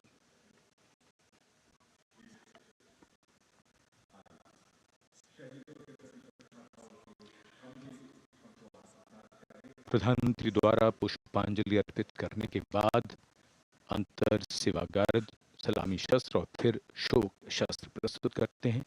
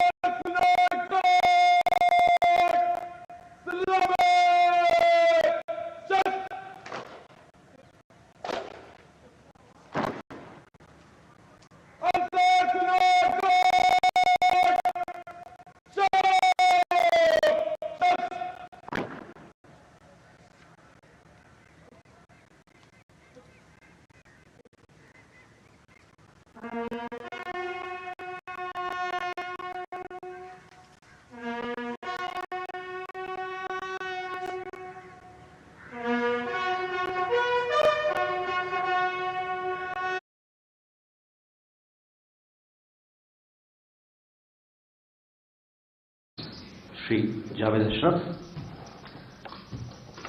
First, I will invite Foreign Secretary to make some opening remarks, and thereafter we can take questions from all of you. Sir, the floor is yours. Thank you, Ranveer. Ambassador Javed Ashraf. Friends from the media, very good afternoon. Bharat के इस गणतंत्र दिवस पे आप सबको हार्दिक शुभकामनाएं. As you all know, French President, His Excellency Mr. Emmanuel Macron is currently on a state visit to India, and he is also the chief guest for India's Republic Day today. President Macron landed in Jaipur yesterday afternoon, and in a rare gesture, Honorable Prime Minister Shri Narendra Modi ji travelled to Jaipur to welcome him there.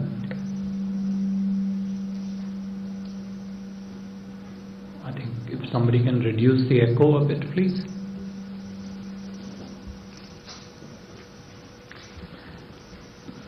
In Jaipur, President Macron experienced rich and vibrant cultural tapestry of Rajasthan. He also visited during his short but very busy trip to Jaipur to Amber Fort, Jantar Mantar and Hawa Mahal. Honorable Prime Minister accompanied him to the last two legs of his visit in Jaipur, that is Jantar Mantar and Hawa Mahal. Thereafter, in Jaipur itself, Prime Minister and President held restricted talks over the dinner. The topics of discussion between the two leaders included areas of priority and focus in our bilateral partnership, as also issues of interest and significance regionally and globally. Today, President Macron witnessed the Republic Day parade in New Delhi. All of us also saw the 2nd Infantry Regiment of the French Foreign Legion marching past the Kartavya Path earlier this morning, alongside France's 2 Rafale aircraft and 1 Phoenix multi-role transport tanker, which flew in the skies above. This evening, in fact later this afternoon, President Macron would attend the at-home reception hosted by Honorable Rashtrapati Ji. And in a departure from a normal convention, Honorable Rashtrapati Ji will also host a state banquet in honor of President Macron later in the evening today. French President is accompanied by a 40-member strong delegation. The delegation includes 3 ministers, Ministers of Foreign Affairs, Defense and Culture. In fact, as we speak, External Affairs Minister is meeting his French counterpart, the newly appointed Foreign Minister of France, Mr. Stéphane Séjourné. President Macron's visit comes after the historic visit of Prime Minister Modi to Paris in July last year, where Prime Minister Modi was the guest of honor on the occasion of the French National Day, which also commemorated the 25th anniversary of the India-France strategic partnership. You would recall that last year at the Bastille Day parade, Punjab Regiment and Rajputana Rifle troops had marched on the Champs-Élysées Avenue of Paris. It is not very often, as evidence would show, that the leaders of two countries are guests of honor in each other's successive National Day celebrations.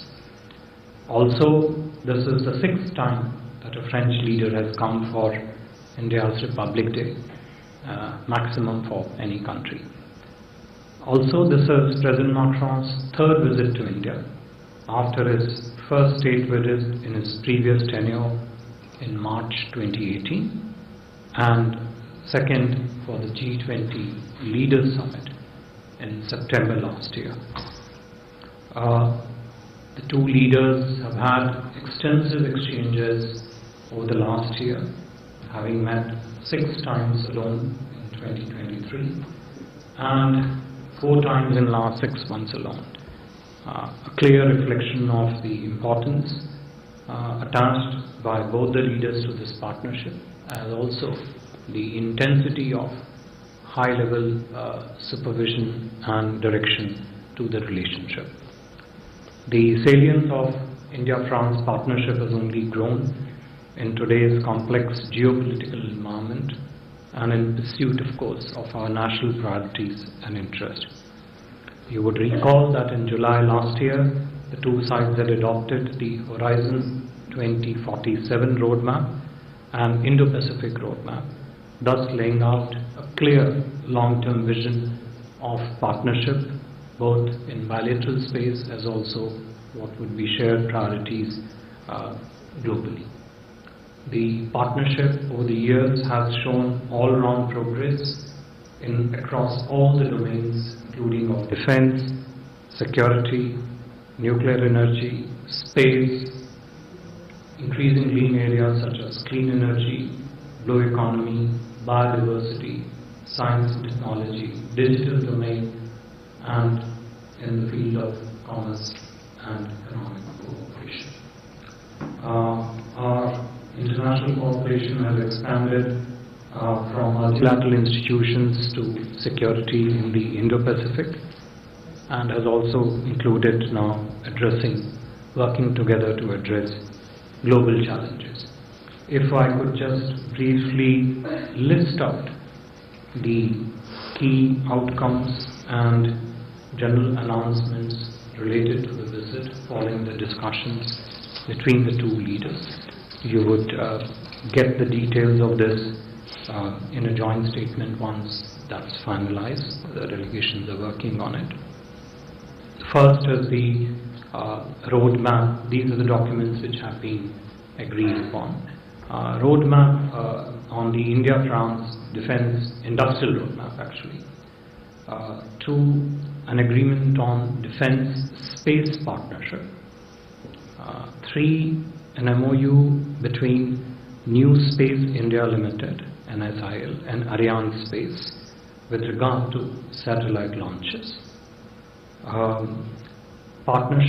Industrial partnership between Tata and Airbus helicopters for production of H-125 helicopters with a significant indigenous and localization component. Agreement between Department of Science and Technology, 2 agreements actually, and the counterpart French institutions with regard to joint research in clean energy, mainly decarbonized hydrogen, applied mathematics, digital technologies, and precision agriculture. Also, an agreement between 2 ministries of health on healthcare cooperation, education, training and research.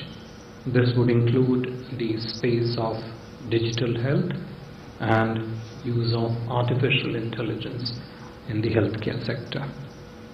Also, an agreement on cooperation in the fields of public administration and reforms and sustainable urban developments. Besides, in terms of announcement, it's been agreed that the year 2026 will be celebrated as India-France Year of Innovation. And following up on the decision which was taken at during the Prime Minister's visit to France last year, the Indian Consulate in southern city of France in Marseille and the French Bureau in Hyderabad are now fully ready to be operational.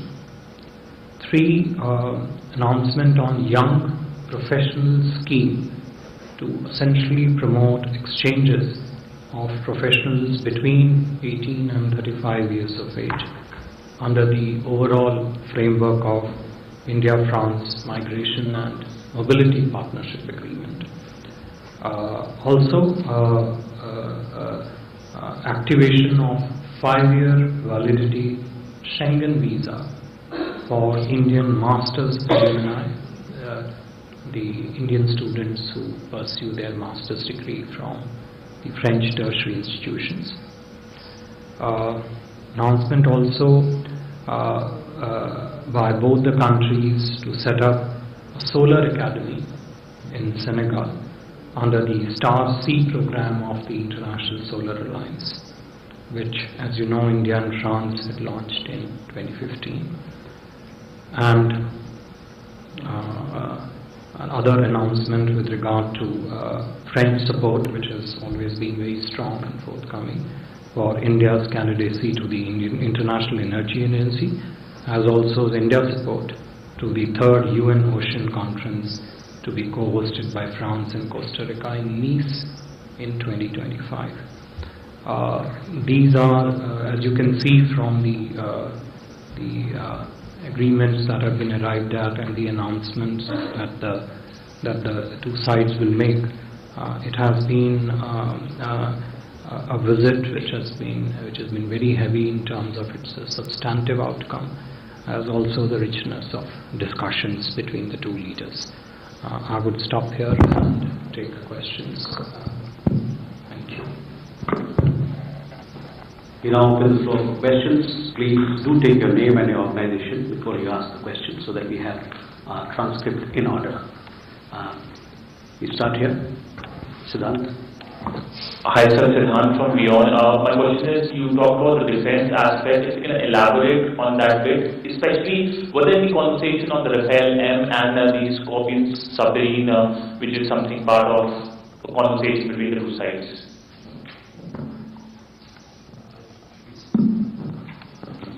Manish Chan, India Rights Network. Sir, building on the talks in July, what new measures were discussed to enhance collaboration in the Indian Ocean and Indo-Pacific? And talking of Indo-Pacific, was there a discussion about subversive activities by any other power, external power? Thank you. You have a question there, John, please go ahead. Yes, thank you, John Reed, Financial Times. Thank you for the briefing and happy Republic Day to all of you. I had a question about the French freelance journalist Vanessa Durniac, who's on the verge of losing her right to reside in India. She's a long-term resident of India and foreign correspondent. I guess I had two questions. Did this figure come up at all, even briefly, in the talks between the two leaders or the two sides? In some of the remarks we've seen quoted from Indian MEA officials, there was a suggestion that her visa status was being tied to what she had written in India. And I'm curious about whether MEA or the Indian government has an opinion about her journalism. And if so, what is that? Thank you. Please. Sir, Sudhiranjan from the Bloomberg. Sir, if you could give us, a little bit more on the space MOU that has happened, and also, sir, if you could clarify whether there were talks between India and France on Safran engines for the fighter jet, the twin-engine fighter jet that India is building, sir. Yeshi and Kumar. This is Yeshi Seli from the New Indian Express. You spoke about migration and mobility and talked about 5-year Shenzhen visa for students applying for their masters. Was there talk also about Indians working in France and vice versa, and during the conversation you had on this subject? Sir, I'm Huma Siddiqui from the Financial Express. So I have two questions. One, was the India-EU FTA discussed during the talks? And also in the space sector, you're talking that there is a partnership agreement on launching satellites. So would the satellites be launched here from in India or France? We'll take these questions and then we'll come back for next round. Okay. Thank you very much. Siddhant, with regard to the question on the defense cooperation between India and France, as I mentioned to you, the two countries have agreed to adopt a defense production roadmap. Now, the name itself is very clear that the focus and the priority of defense cooperation through this roadmap is to actually identify opportunities for partnership in the defense industrial sector that prioritize co-designing, co-development, co-production, with the whole and also building the defense supply chains between the two countries, so that they can not only fulfill the defense needs of India and France, but also can be a useful contributor to the security partnership with other countries who might be in use of similar products. In terms of the range of domains, including the technology space that the industrial roadmap will aim to achieve, it would include both air and space technologies, maritime technology, including the underwater domain awareness. It's a new space which is coming up. Naturally, the equipment and the systems related to the land warfare, and also robotics and artificial intelligence, as also autonomous vehicles and platforms, and cyber defense.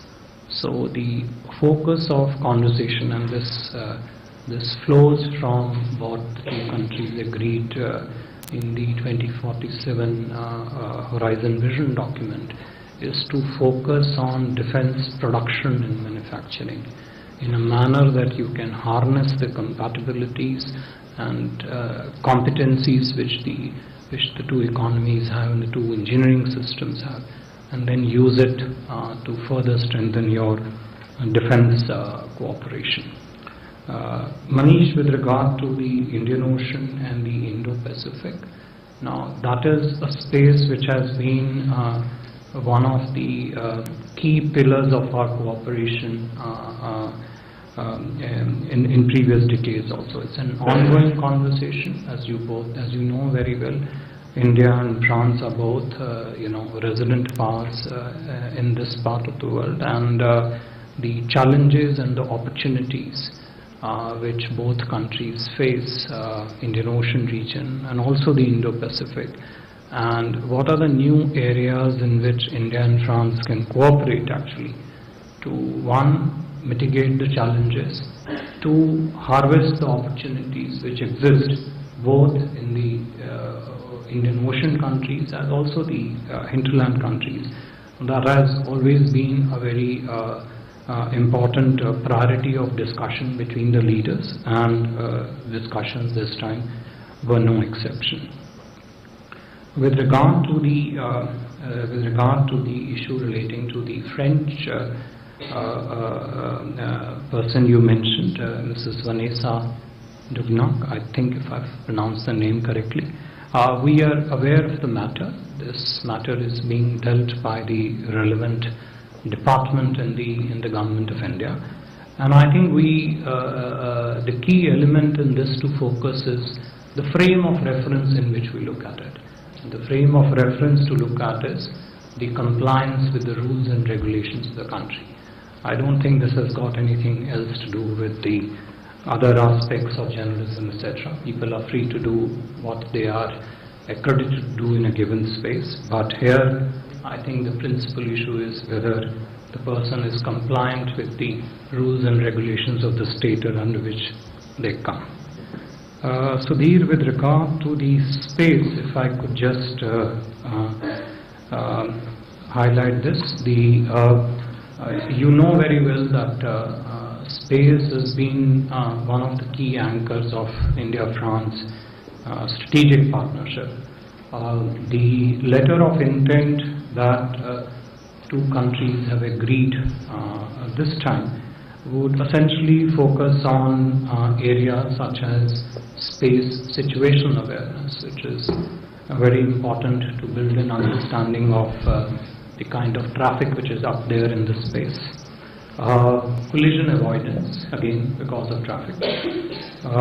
Naturally, earth monitoring from the space, remote sensing, communications and broadcasting, and also equally importantly industrial cooperation between the two countries to further expand and deepen our cooperation in this space.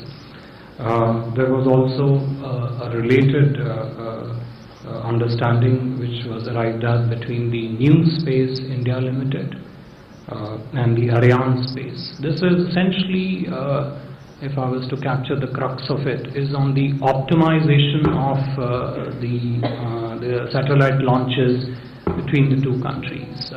France has some very strong satellite launching capability, so does India. And the idea is how do these two institutions come together to optimize these capacities, and including through the best and the maximum use of the satellite launch windows that might be available.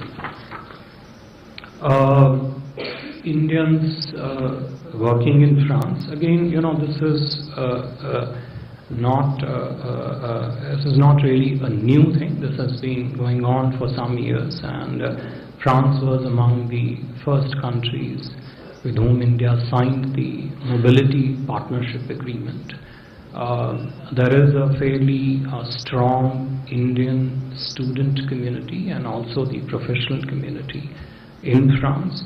The arrangements that I talked about in my remarks this time, one relating to the youth exchanges between the ages 18 and 35, and also the activation of 5-year Schengen visa for those students who pursue their master's program in French tertiary institution, essentially complements the Mobility Partnership Agreement and expands the professionals on both sides, the contribution they can make to the two respective economies. To my knowledge, there were no discussions on India-EU FTA, but the two leaders did meet alone also, one-on-one. So I would not rule it out entirely, but to my understanding, it was not there. But if the two leaders discussed, we can double check and get back to you on that one. Thank you.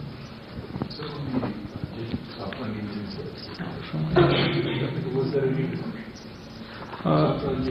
for the fighter jet program? This is a subject of ongoing discussions between DRDO's ADA and GTRE and Safran. Now, the issue is really about arriving at a set of specifications that comply with our future fighter jet requirements. So this always features in the conversation between the President and the Prime Minister, because what we are looking for is not just a manufacturing transfer of technology, which is essentially keeps you going with the same crutches that you have been going on for the last 6 decades, but to work in the actual design phase, metallurgical aspects, etc. So Safran is fully willing to do it with 100% transfer of technology, 100% transfer of technology in design, development, certification, production, and so on and so forth. But it's obviously a very complex subject, and it has to fit in with the overall future requirements. So this discussions will continue to take place, and that's also part of the defense industrial roadmap. Yeah, thank you. We can have more questions now. Here, Ayushi first. Please do tell us about your organizations. So this is Ayushi Agarwal from ANI. I just wanted to know how much were the ongoing conflicts like Israel, Gaza, Russia, Ukraine, or the situation, the Red Sea, discussed between the two leaders?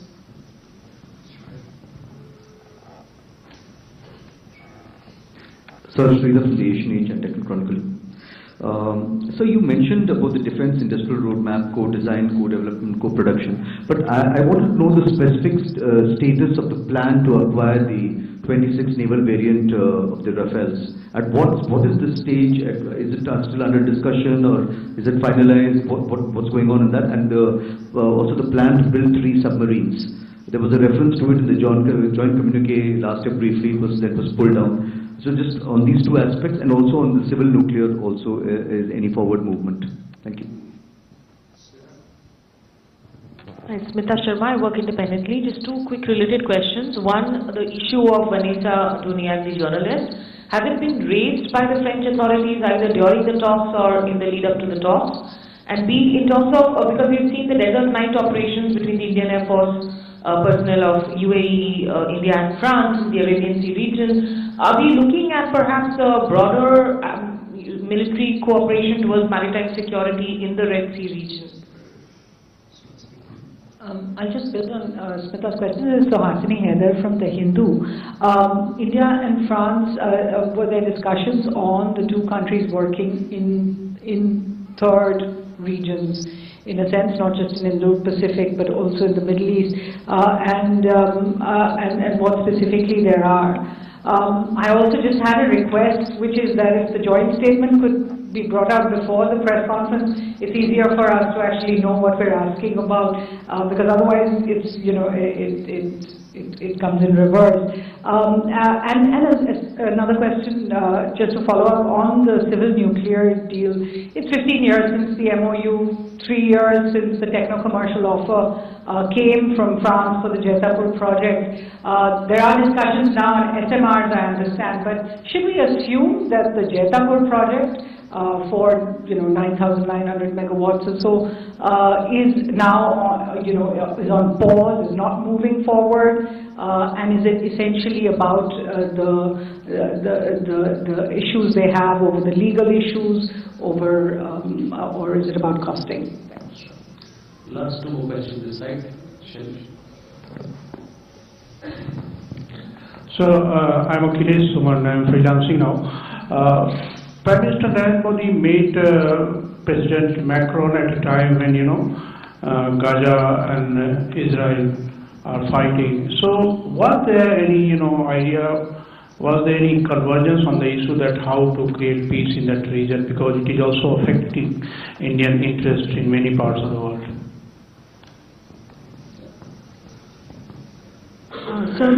Milan from India Today. Just want to understand, and if you could elaborate on the Indo-Pacific Triangular Development Cooperation Fund, if that was discussed, and also on a lighter note, because the French president was immersed in Indian culture and he was also handed over a replica of the Ram Mandir temple. What was the kind of conversation between Prime Minister Modi as well as French President? The last time he visited, he spoke about how moving his visit to Banaras was. So anything on that?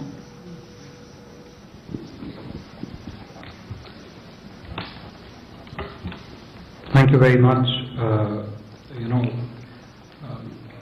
Let me start with the question surrounding this entire set of issues relating to the developments in the region. Russia-Ukraine conflict, what's happening in the Red Sea. Akhilesh, you talked about what's happening in Gaza.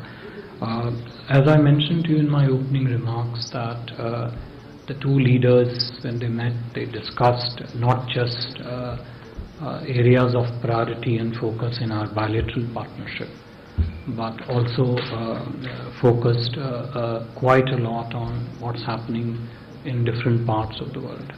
Naturally, the ongoing conflict in Gaza and its various dimensions, the terror dimension, the humanitarian dimension, the civil disruption dimension, all those things came up for discussion, and both leaders shared their perspective.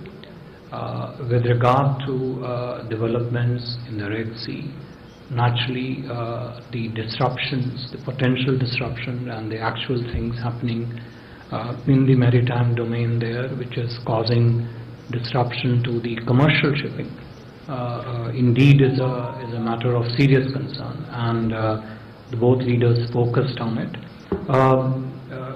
With regard to a related point which was raised as to whether they agreed to work together on these points, I think we have always been, India has always been in very strong partnerships with different stakeholders in this maritime space on a range of areas which are there, commercial shipping, right from the days of piracy and even going before that, before 2008. We have always had very strong partnerships with different players. It is important because those partnerships help you build an information matrix in which you can then respond to protect your commercial shipping interest and also other maritime security interests. So yes, we have been, working with other partners, coordinating with them in terms of information, etc. In terms of the maritime security in particular. With regard to the economic dimension of partnership in third countries, that was another point which was brought out. Yes, that has been for quite some time a very strong area of focus when we talk what we can do in other countries. And in this regard, the countries of the Indo-Pacific, countries of the Indian Ocean region, some of the countries in Africa. I talked about one of the announcements of a project under International Solar Alliance, and the point relating to the Indo-Pacific Fund that you talked about essentially comes in that. And this is not the first country with which India has set up such funds. We have done similar partnerships with Germany, we have done similar partnerships with UK, and France adds to this list of growing partnerships that India has to see how the capacities and complementarities of the two countries, two systems come together to pursue our shared interests and objectives in the third countries. With regard to the nuclear space that you asked, I'll of course relay your guidance to the negotiators that they should keep the interest of the media in mind while negotiating their joint statement. I look at it positively. It also helps when it comes later on, in many ways. But anyway, that's look. It would not be really fair for me to comment on really your assumptions, whether it's on pause or not. Those are your assumptions.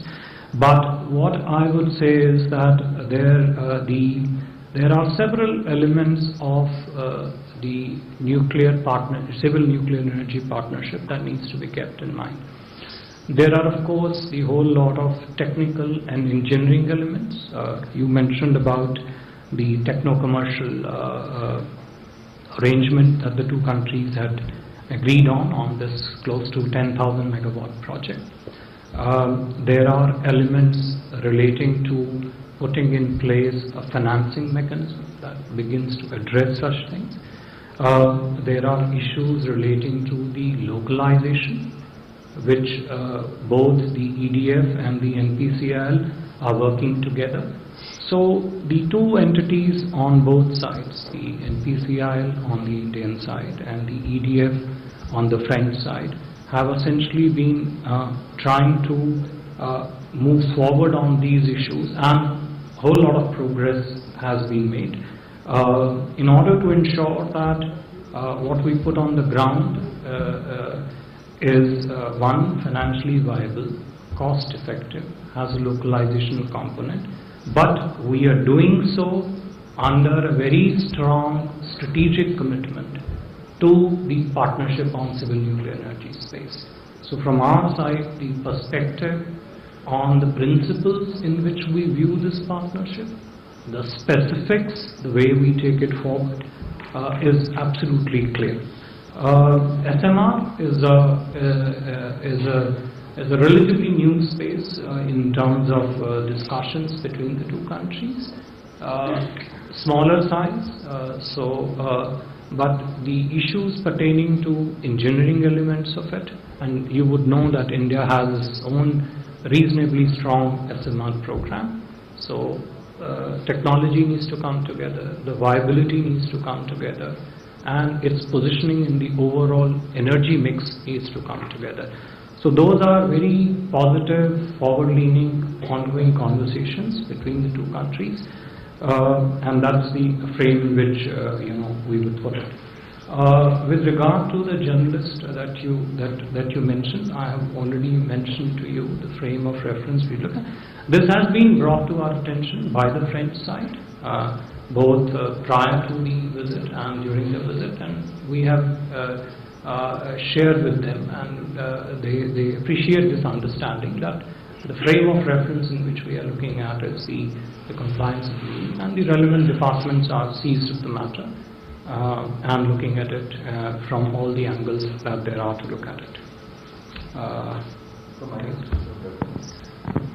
You look, those are on the marine part of the Rafale aircraft. Those are as came up during the Global Vision 2047 Global Vision document also, and you would remember the presser that we did afterwards.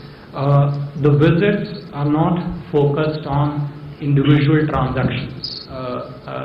I have mentioned this several times that the India-France strategic partnership, when that strategic partnership looks at defense cooperation, security cooperation, it looks at it from a very holistic perspective. One, it looks at it a perspective that how it strengthens the sovereignty and the strategic security space between the two countries.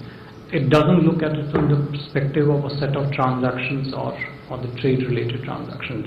That's why, as I mentioned to you, the defense industrial production roadmap, I've just given you kind of, a very top line sense of it. If you go into the depth of it, you will find the substance of partnership is far extensive, far deeper compared to just one or two transactions that one would focus on. Thank you. As I mentioned to you, visits are not about individual transactions and specifics. Thank you. With that, we come to the end of this special press briefing. Thank you very much for your participation, and do stay tuned for all the updates from our side. The visit is still on. Thank you. Thank you very much.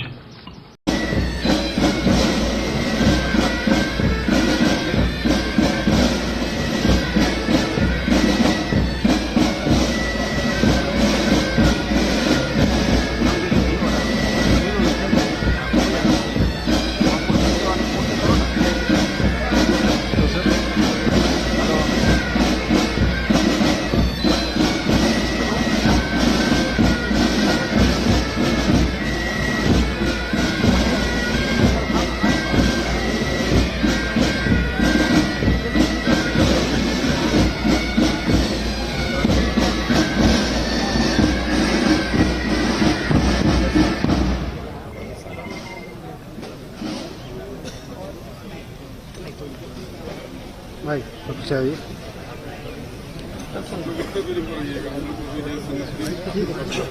उन लोग को बैठने के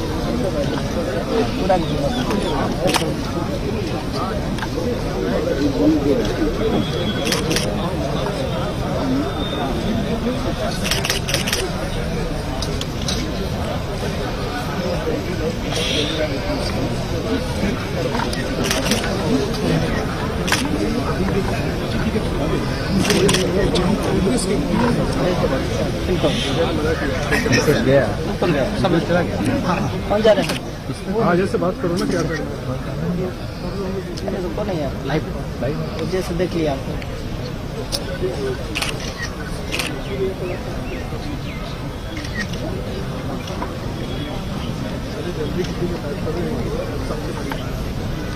hello 3:30 अरे खत्म हो गया parade वेड हो गया जो होता है ना वो वंदे मातरम पे क्या होता है सब एंथम सब हो गया सब तो हो गया लाइफ का सिर्फ अब कुछ नहीं बचा चाय पी रहे हो सीरियसली नहीं आया कोई नहीं है नो वन कैम फ्रॉम अब खाने पीने दीजिए आप लोग चल के खाना कीजिए सर आप लोग नाश्ता कीजिए आप लोग एक मिनट उधर कर रहे हैं ना ठीक है सर आप नाश्ता कीजिए कैमरा बंद कीजिए थोड़ा सा रिक्वेस्ट क्या करें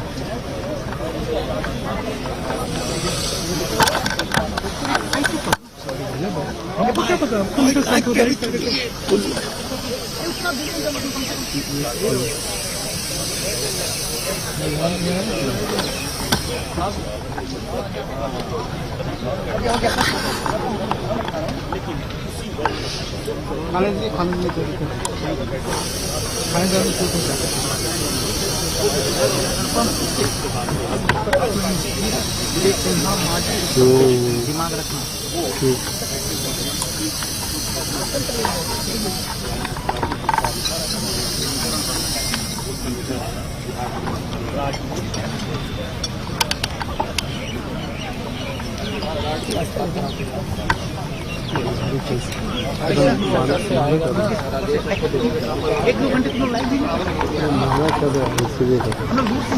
नहीं सर, वो खाने पीने का क्या लाइफ क्या आप तो खाना पीना चाहता है सर, सब देख ठीक है नहीं सर, आप लोग कहीं नहीं लगा, आप लोग मुकेश कंफर्म से इधर सेकुलर राजभवन 4 साल से राजीव भवन में है सर।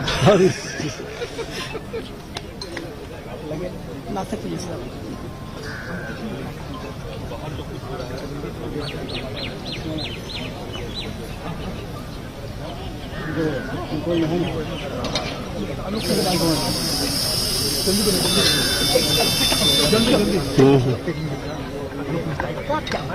पहले बना राजभवन में ठीक है, वो जा रही है। हाँ कंफर्म से कोई डॉट नहीं। वही आपकी बार नीति सरकार। हाँ वो सर हरी हवा में कोई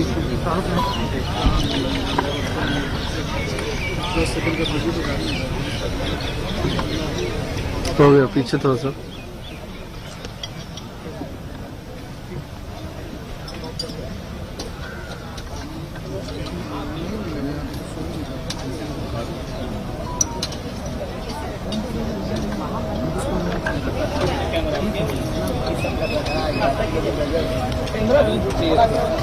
सर हम खाना पीना कोई मतलब नहीं रखना नहीं तो नहीं है इस गाड़ी के लिए लाया गया कभी डिस्टर्ब नहीं तो डिस्टर्ब करने का क्या बात है, मतलब खाते मत लीजिए अच्छा ना लगता है। हो गया मना कर दिया, आप जो दिखा रहा है सारा दुनिया देख रहा है, लेकिन खाते मत दिखाइए। ठीक है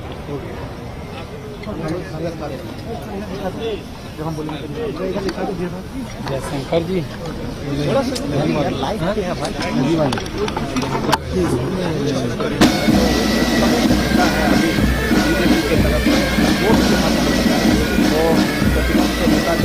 यहाँ पे खाना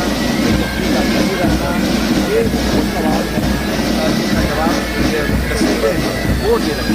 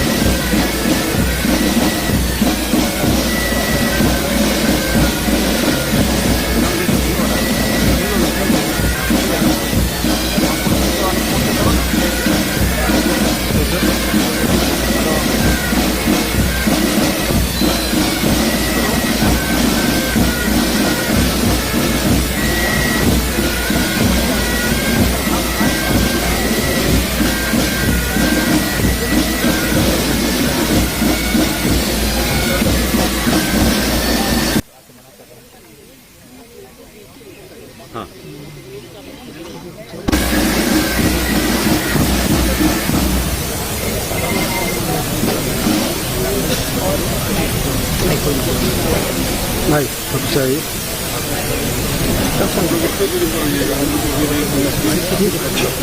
उन लोग को बैठने चाहिए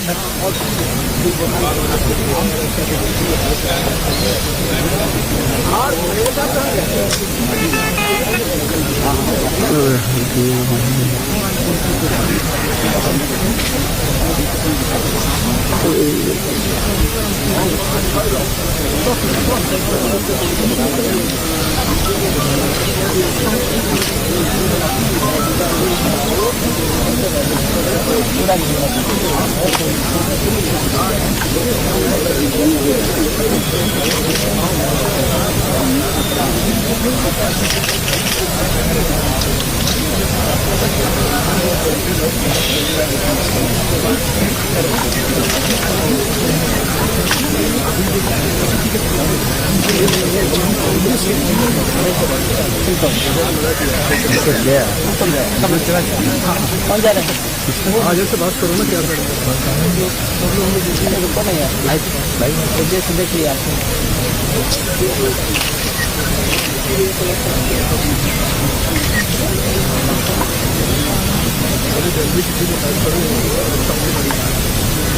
हेलो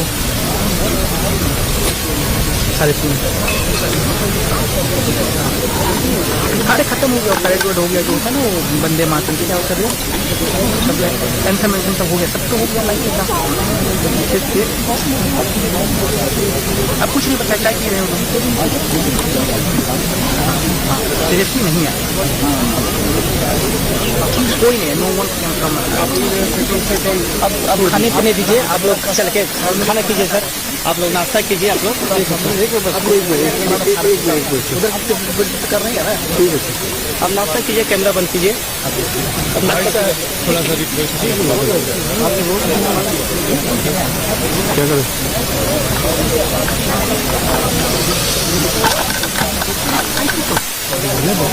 क्या पता आपको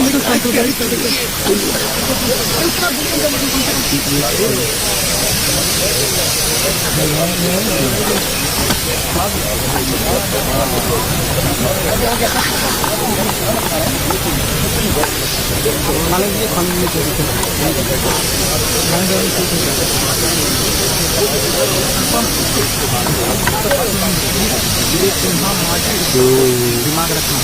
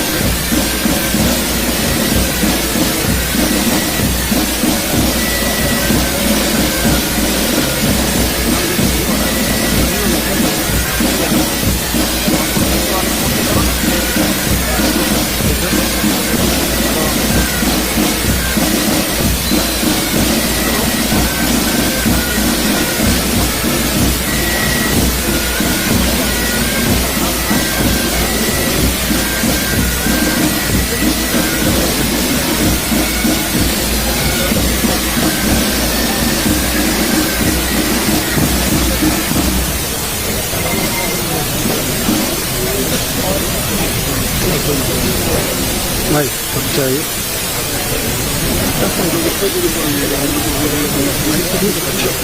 उन लोग को बैठ सके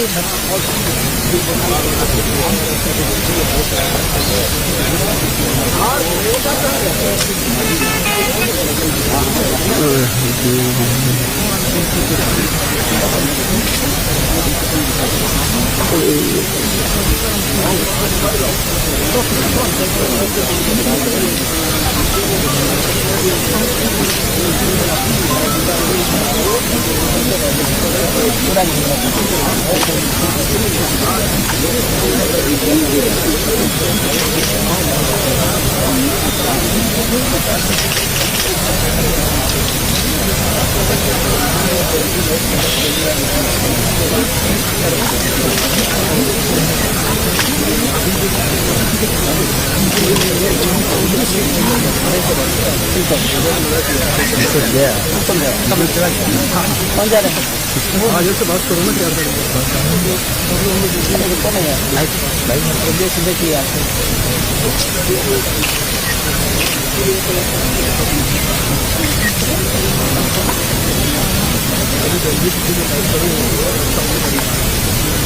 हेलो साढ़े 3 अरे खत्म हो गया साढ़े 2 हो गया जो होता ना वो बंदे मातरम क्या होता है एंथम हो गया सब तो हो गया लाइक अब कुछ नहीं पता क्या किए रहे हो सीरियसली नहीं यार कोई नहीं नो वन अब खाने पीने दीजिए आप लोग चल के खाना कीजिए सर आप लोग नाश्ता कीजिए आप लोग उधर कर रहे हैं ना ठीक है आप नाश्ता कीजिए कैमरा बंद कीजिए अब नाश्ता थोड़ा सा क्या करें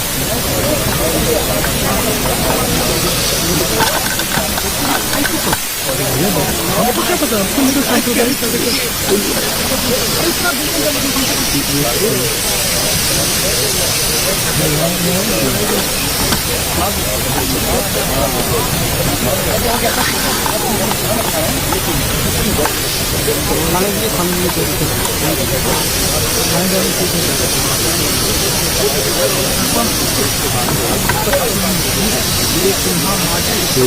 दिमाग रखना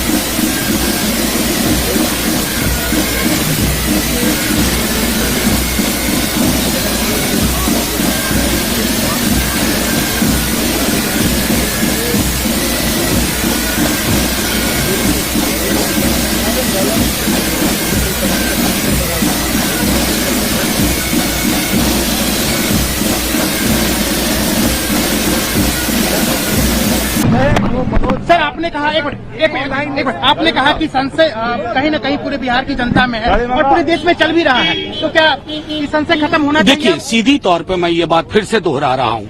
9 अगस्त 22 को जब ये गठबंधन बना, उसकी बुनियाद की ईंट आदरणीय मुख्यमंत्री नीतीश जी, लालू जी और तेजस्वी जी ने रखी। उस ईंट की तासीर थी कि हमें भाजपा के भय, भूख और घृणा वाली जो राजनीति है उसको विराम देना है, और उसमें कामयाब हुई। सृजन का सिलसिला, अगर आवश्यकता नहीं पड़ेगी तो दरवाजा बंद रहेगा, तो इसलिए तो समय आने पर सारी जानकारी मिलेगी। तो इसलिए मुझे बहुत ज़्यादा जानकारी नहीं है, मैं अभी सीधे दिल्ली से आ रहा हूँ, तो पटना के अंदर जो भी कुछ हो रहा है उसकी जानकारी मुझे टीवी के माध्यम से, तो मुझे लगता है कि थोड़ा और इंतजार करना चाहिए। क्या परिस्थिति बनती है, बीजेपी क्या निर्णय लेती है उस बदली हुई परिस्थिति में, वो समय आने पर उसकी आपको जानकारी दे दी जाएगी। मोदी जी, तो क्या अब दरवाजा खुलने का समय आ चुका है? मुझे पता नहीं समय आ चुका कि नहीं आ चुका, लेकिन मैंने इतना ही कहा कि राजनीति में कोई दरवाजा परमानेंट बंद नहीं होता है, आवश्यकता अनुसार दरवाजा खुलता रहता है और बंद होता रहता है। तब क्या स्थिति बनती है, क्या स्थिति बनेगी, वो समय बताएगा। तो मुझे लगता है कि थोड़ा और इंतजार करना चाहिए सारी चीजों का। महाराष्ट्र की तरह सर बिहार में भी क्या सर विधायकों को तोड़ने की कोशिश होगी सर? नहीं, मेरे तो कुछ भी बनने का सवाल ही पैदा नहीं होता। मैं विधायक थोड़ी हूँ, मैं तो राज्यसभा के अंदर हूँ, लेकिन ये सब तो आगे की बात है। मीडिया स्पेकुलेट करता रहता है, तो मैंने कहा कि थोड़ा इंतजार करना चाहिए। क्या परिस्थिति बनती है उसको देखकर केंद्रीय नेतृत्व जो है और योग्य निर्णय लेगा, और पार्टी का केंद्रीय नेतृत्व जो निर्णय लेगा हम लोग उस निर्णय का समर्थन करेंगे, उसमें सहयोग। सर लालू जी सर कुछ करने वाले हैं क्या सर? कुछ उनकी कुछ चल पड़ा और वो चल रहा है।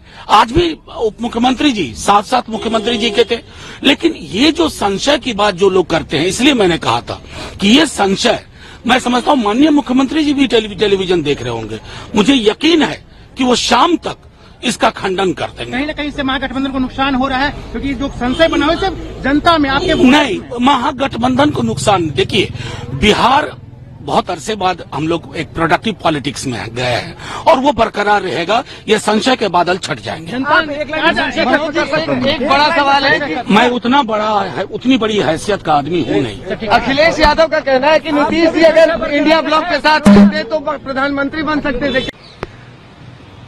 देखिए, इसके बारे में बहुत दिन पहले तो नहीं, हाल ही में हमने ऐसा कहा था कि 20 जनवरी के बाद 30, 31 तक, 25 तक कुछ न कुछ बिहार में परिवर्तन होगा। और उसका आधार यही था कि गत दिनों में नीतीश कुमार राजद के खिलाफ बहुत सारी बातों को कहने का उन्होंने काम किया है, चाहे लॉ एंड ऑर्डर की बात हो, विकास की बात हो, या फिर परिवारवाद की बात हो। तो ये सारी बातों से हम कयास लगा रहे थे कि अब इन लोगों का साथ चलने वाला नहीं है, और वही बात परिलक्षित हो रही है। तो अब कब होगा दिन नहीं कर सकते हैं, समय नहीं कर सकते हैं, लेकिन अंदाज लगाते हैं कि अब बहुत दिन तक इन लोगों का जो गठबंधन है नहीं चलेगा। और इसका एक कारण और भी है, नीतीश कुमार के दिमाग में बात आई थी या दिमाग में बात लाई गई थी कि आपको हम भारत के प्रधानमंत्री का भावी उम्मीदवार बनाएंगे विपक्ष पार्टियों की ओर से। वो भी उनका सपना टूट गया। अब विपक्ष के भावी अध्यक्ष गठबंधन का हो गए कांग्रेस के अध्यक्ष, तो अब इनका सपना टूट गया। तो अब ये क्या कर सकते हैं? तो वैसी परिस्थिति में एक ही उपाय हो सकता है इनको कि ये जहाँ जिस गठबंधन में है, इस गठबंधन से नाता तोड़ें। और नाता तोड़ने के बाद दो ही विकल्प है, या तो इंडिपेंडेंट रह करके अपना काम करें, लोकसभा का चुनाव भी आ गया उसमें रहें, और नहीं तो फिर दूसरे गठबंधन के साथ साठगांठ करें और अपना भविष्य तलाशें। तो इसी आधार पर हम सदा कहते रहे हैं कि ये जनवरी महीना का लास्ट जो होता है 20 से 30 तक के, ये बिहार के राजनीति में एक परिवर्तन का समय होगा, यही हम कह रहे हैं और यही दिख भी रहा है। कोई कहता है आज ही हो जाएगा, कोई कहता है कल हो जाएगा, कोई कहता है क्या क्या कयास लगाया जा रहा है, सबके बारे में कितना कहें, लेकिन परिवर्तन दिख रहा है। आपके आभास पर लोगों को विश्वास हो चला है।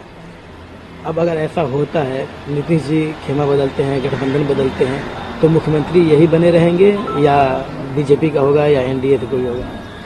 ये तो अंदरूनी मामला है, ये अंदरूनी मामला है। नॉर्मली नीतीश कुमार मुख्यमंत्री पद से समझौता नहीं कर सकते हैं, ऐसा दिखता है। और कोई गठबंधन जो अभी है, यहाँ तक के कि एनडी गठबंधन जो विरोधी का गठबंधन है, वो भी बिहार में तेजस्वी प्रसाद को मुख्यमंत्री बनाने का इरादा रख रही है, पर उसके लिए दबाव डाल रही है। और नीतीश कुमार मुख्यमंत्री पद छोड़ना नहीं चाहते हैं।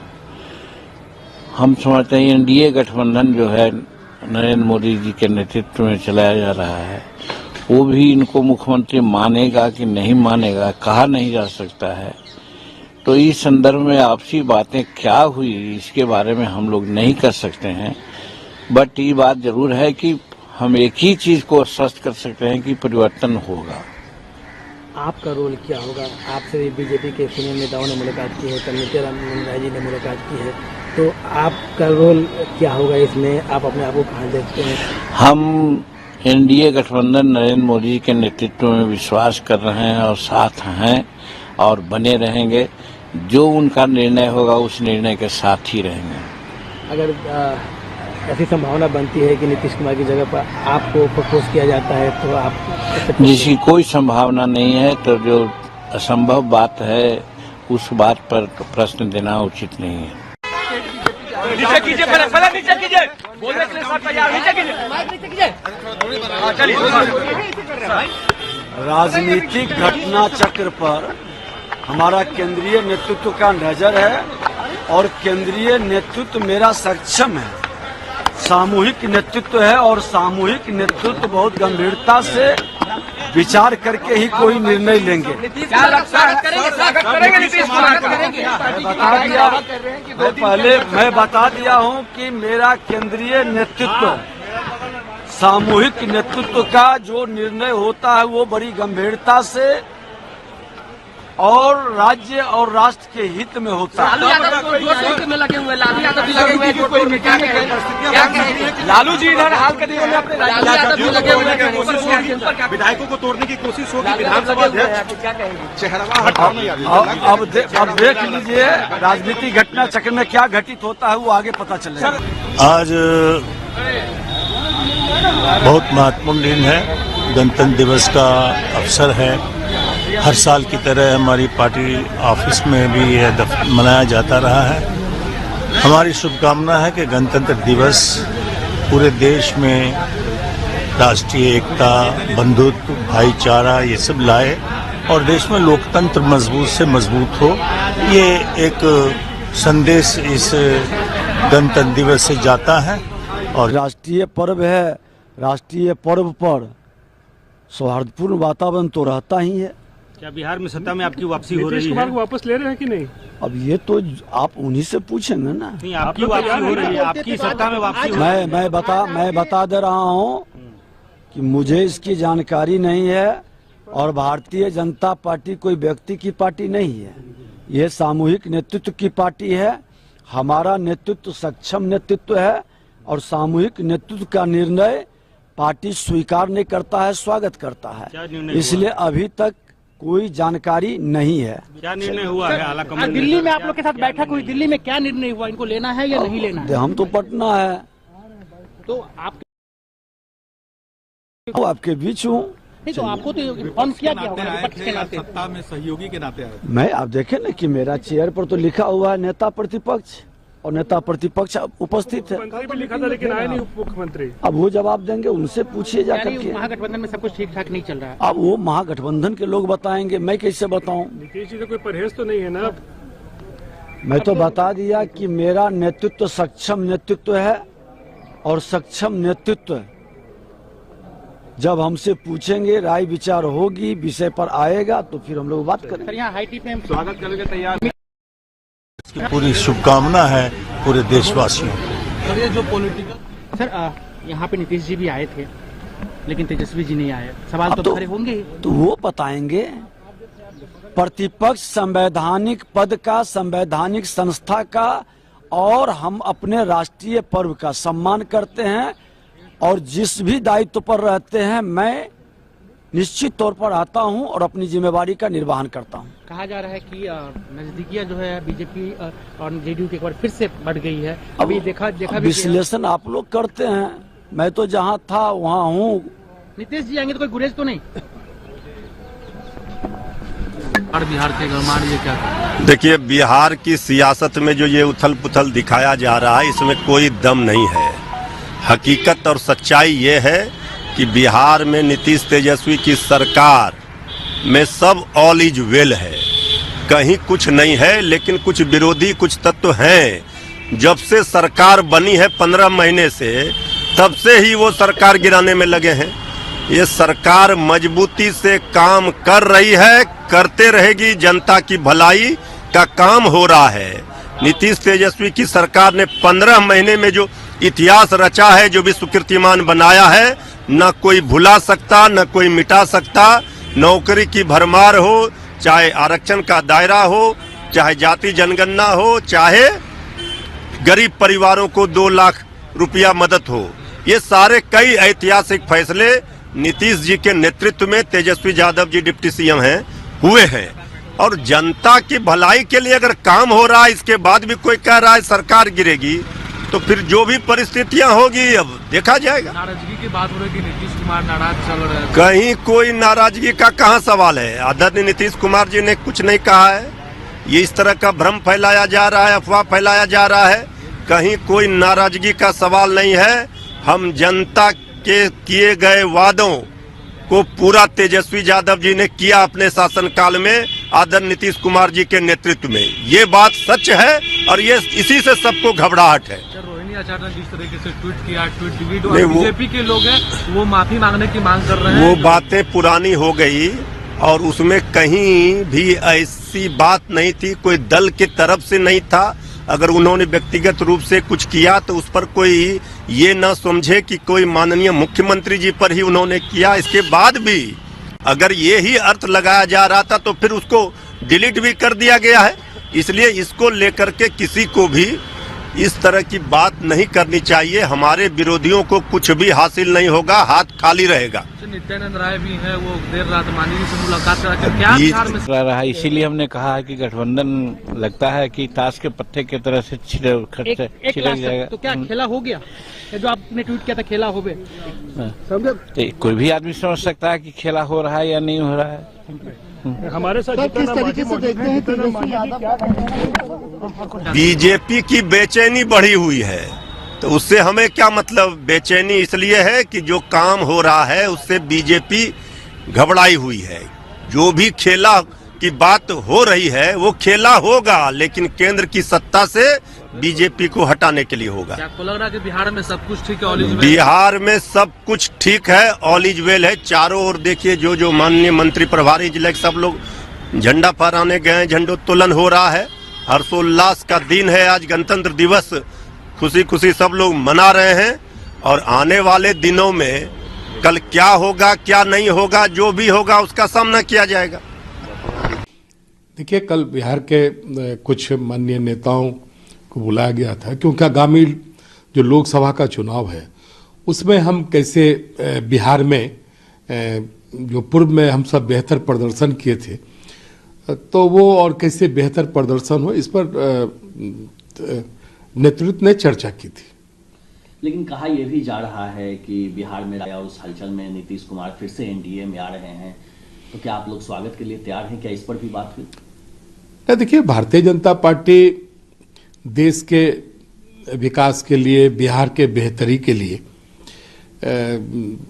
तो निर्णय लेते रहती है। और राजनीतिक क्षेत्र में दरवाजा तो कभी बंद होता नहीं है। बिहार बेहतर हो उसके लिए जो आवश्यक केंद्रीय नेतृत्व को कदम उठाना होगा, केंद्रीय नेतृत्व उस पर विचार करेगी। तो क्या आप लोग अगर नीतीश कुमार हो, क्या आप लोग स्वागत करने के लिए तैयार हैं?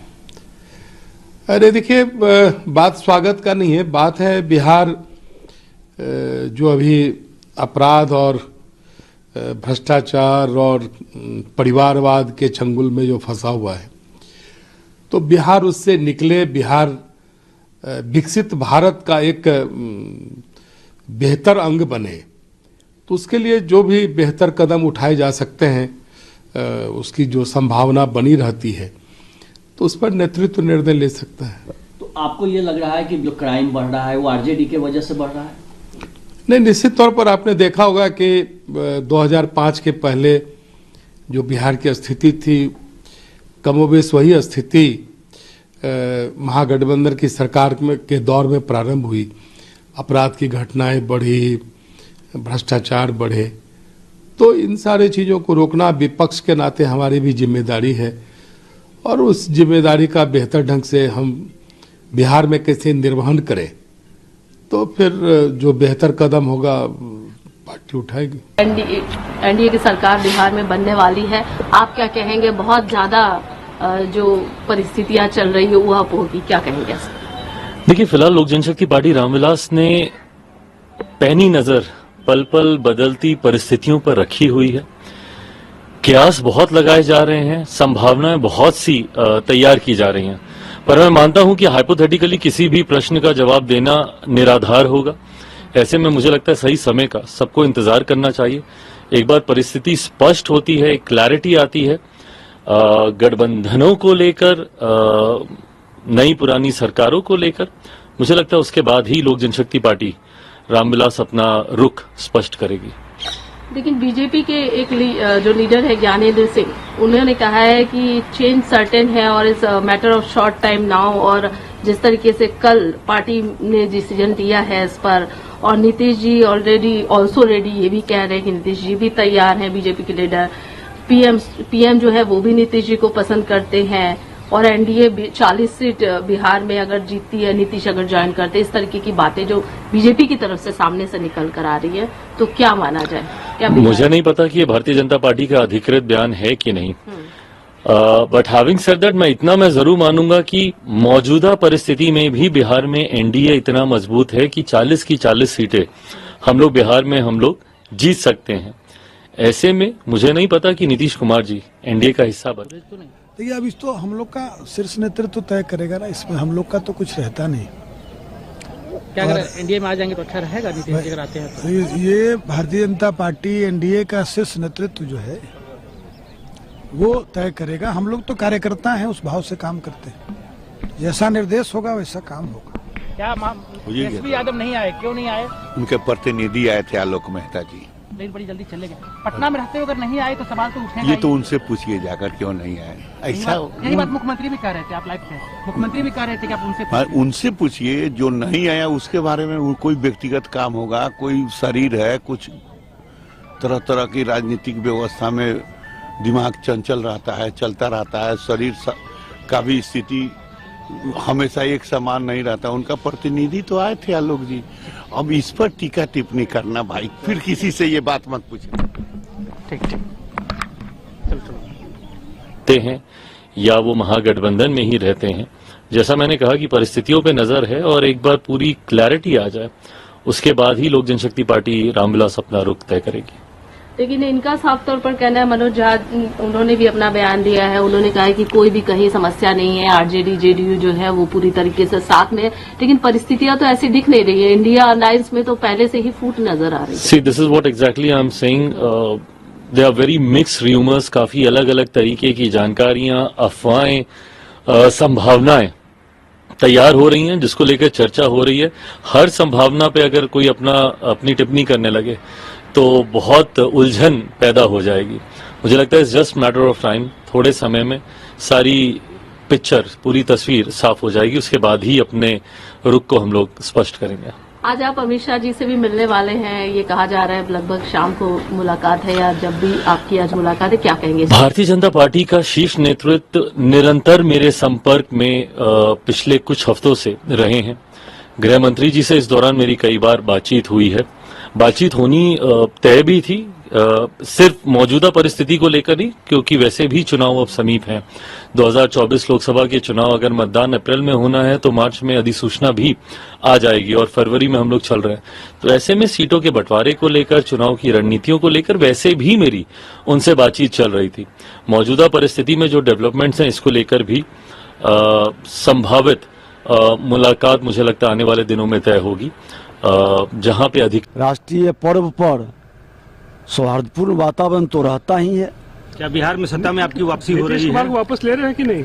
अब ये तो आप उन्हीं से पूछेंगे ना। नहीं, आपकी वापसी हो रही है, आपकी सत्ता में वापसी। मैं बता दे रहा हूँ कि मुझे इसकी जानकारी नहीं है और भारतीय जनता पार्टी कोई व्यक्ति की पार्टी नहीं है, ये सामूहिक नेतृत्व की पार्टी है।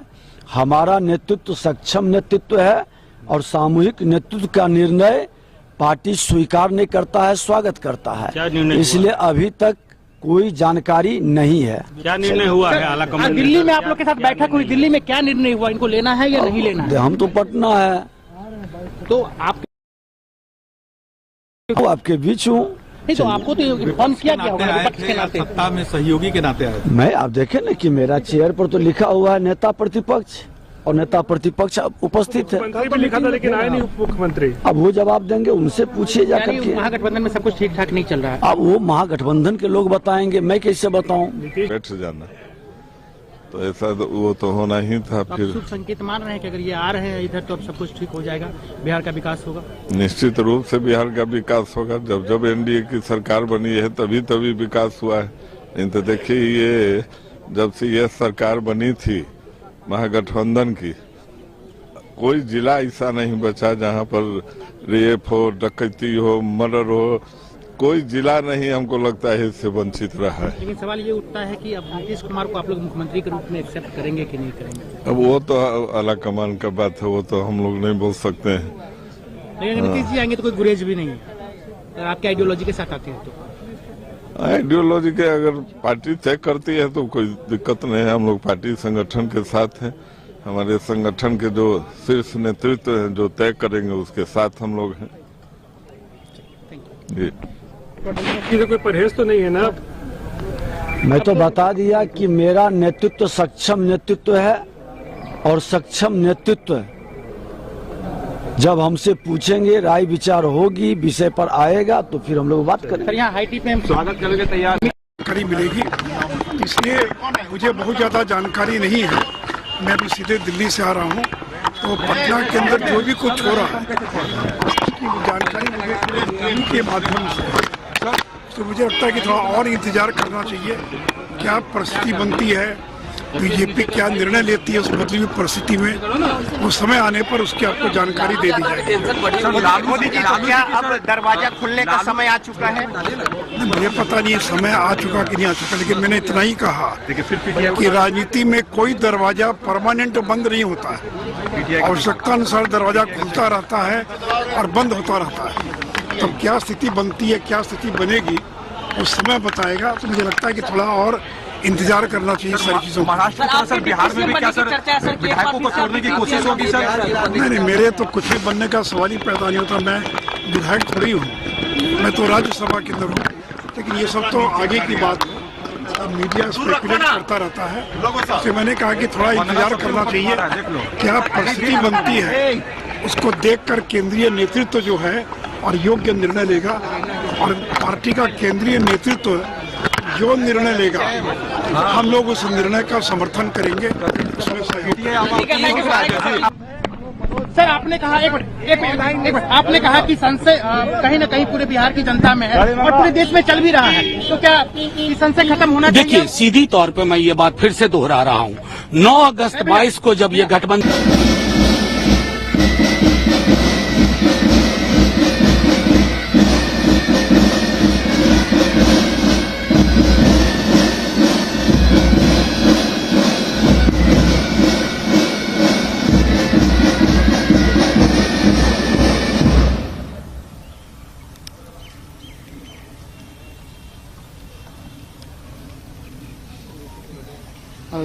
ओ भैया, अरे पीछे रहो, रोल करे। ए भाई, हेलो, पीछे आओ ना यार। पीछे आओ ना भाई, तुम लोग आगे बढ़ लो। पीछे आइए, पीछे आइए।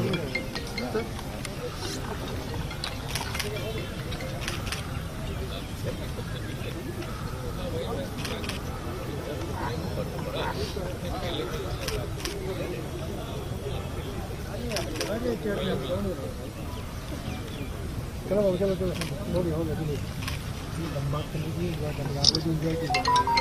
चलो भाई, चलो हो गया, साइड में देखिए, पब्लिक ऑडियंस देखेगी ना, आपको देखने के नहीं ना।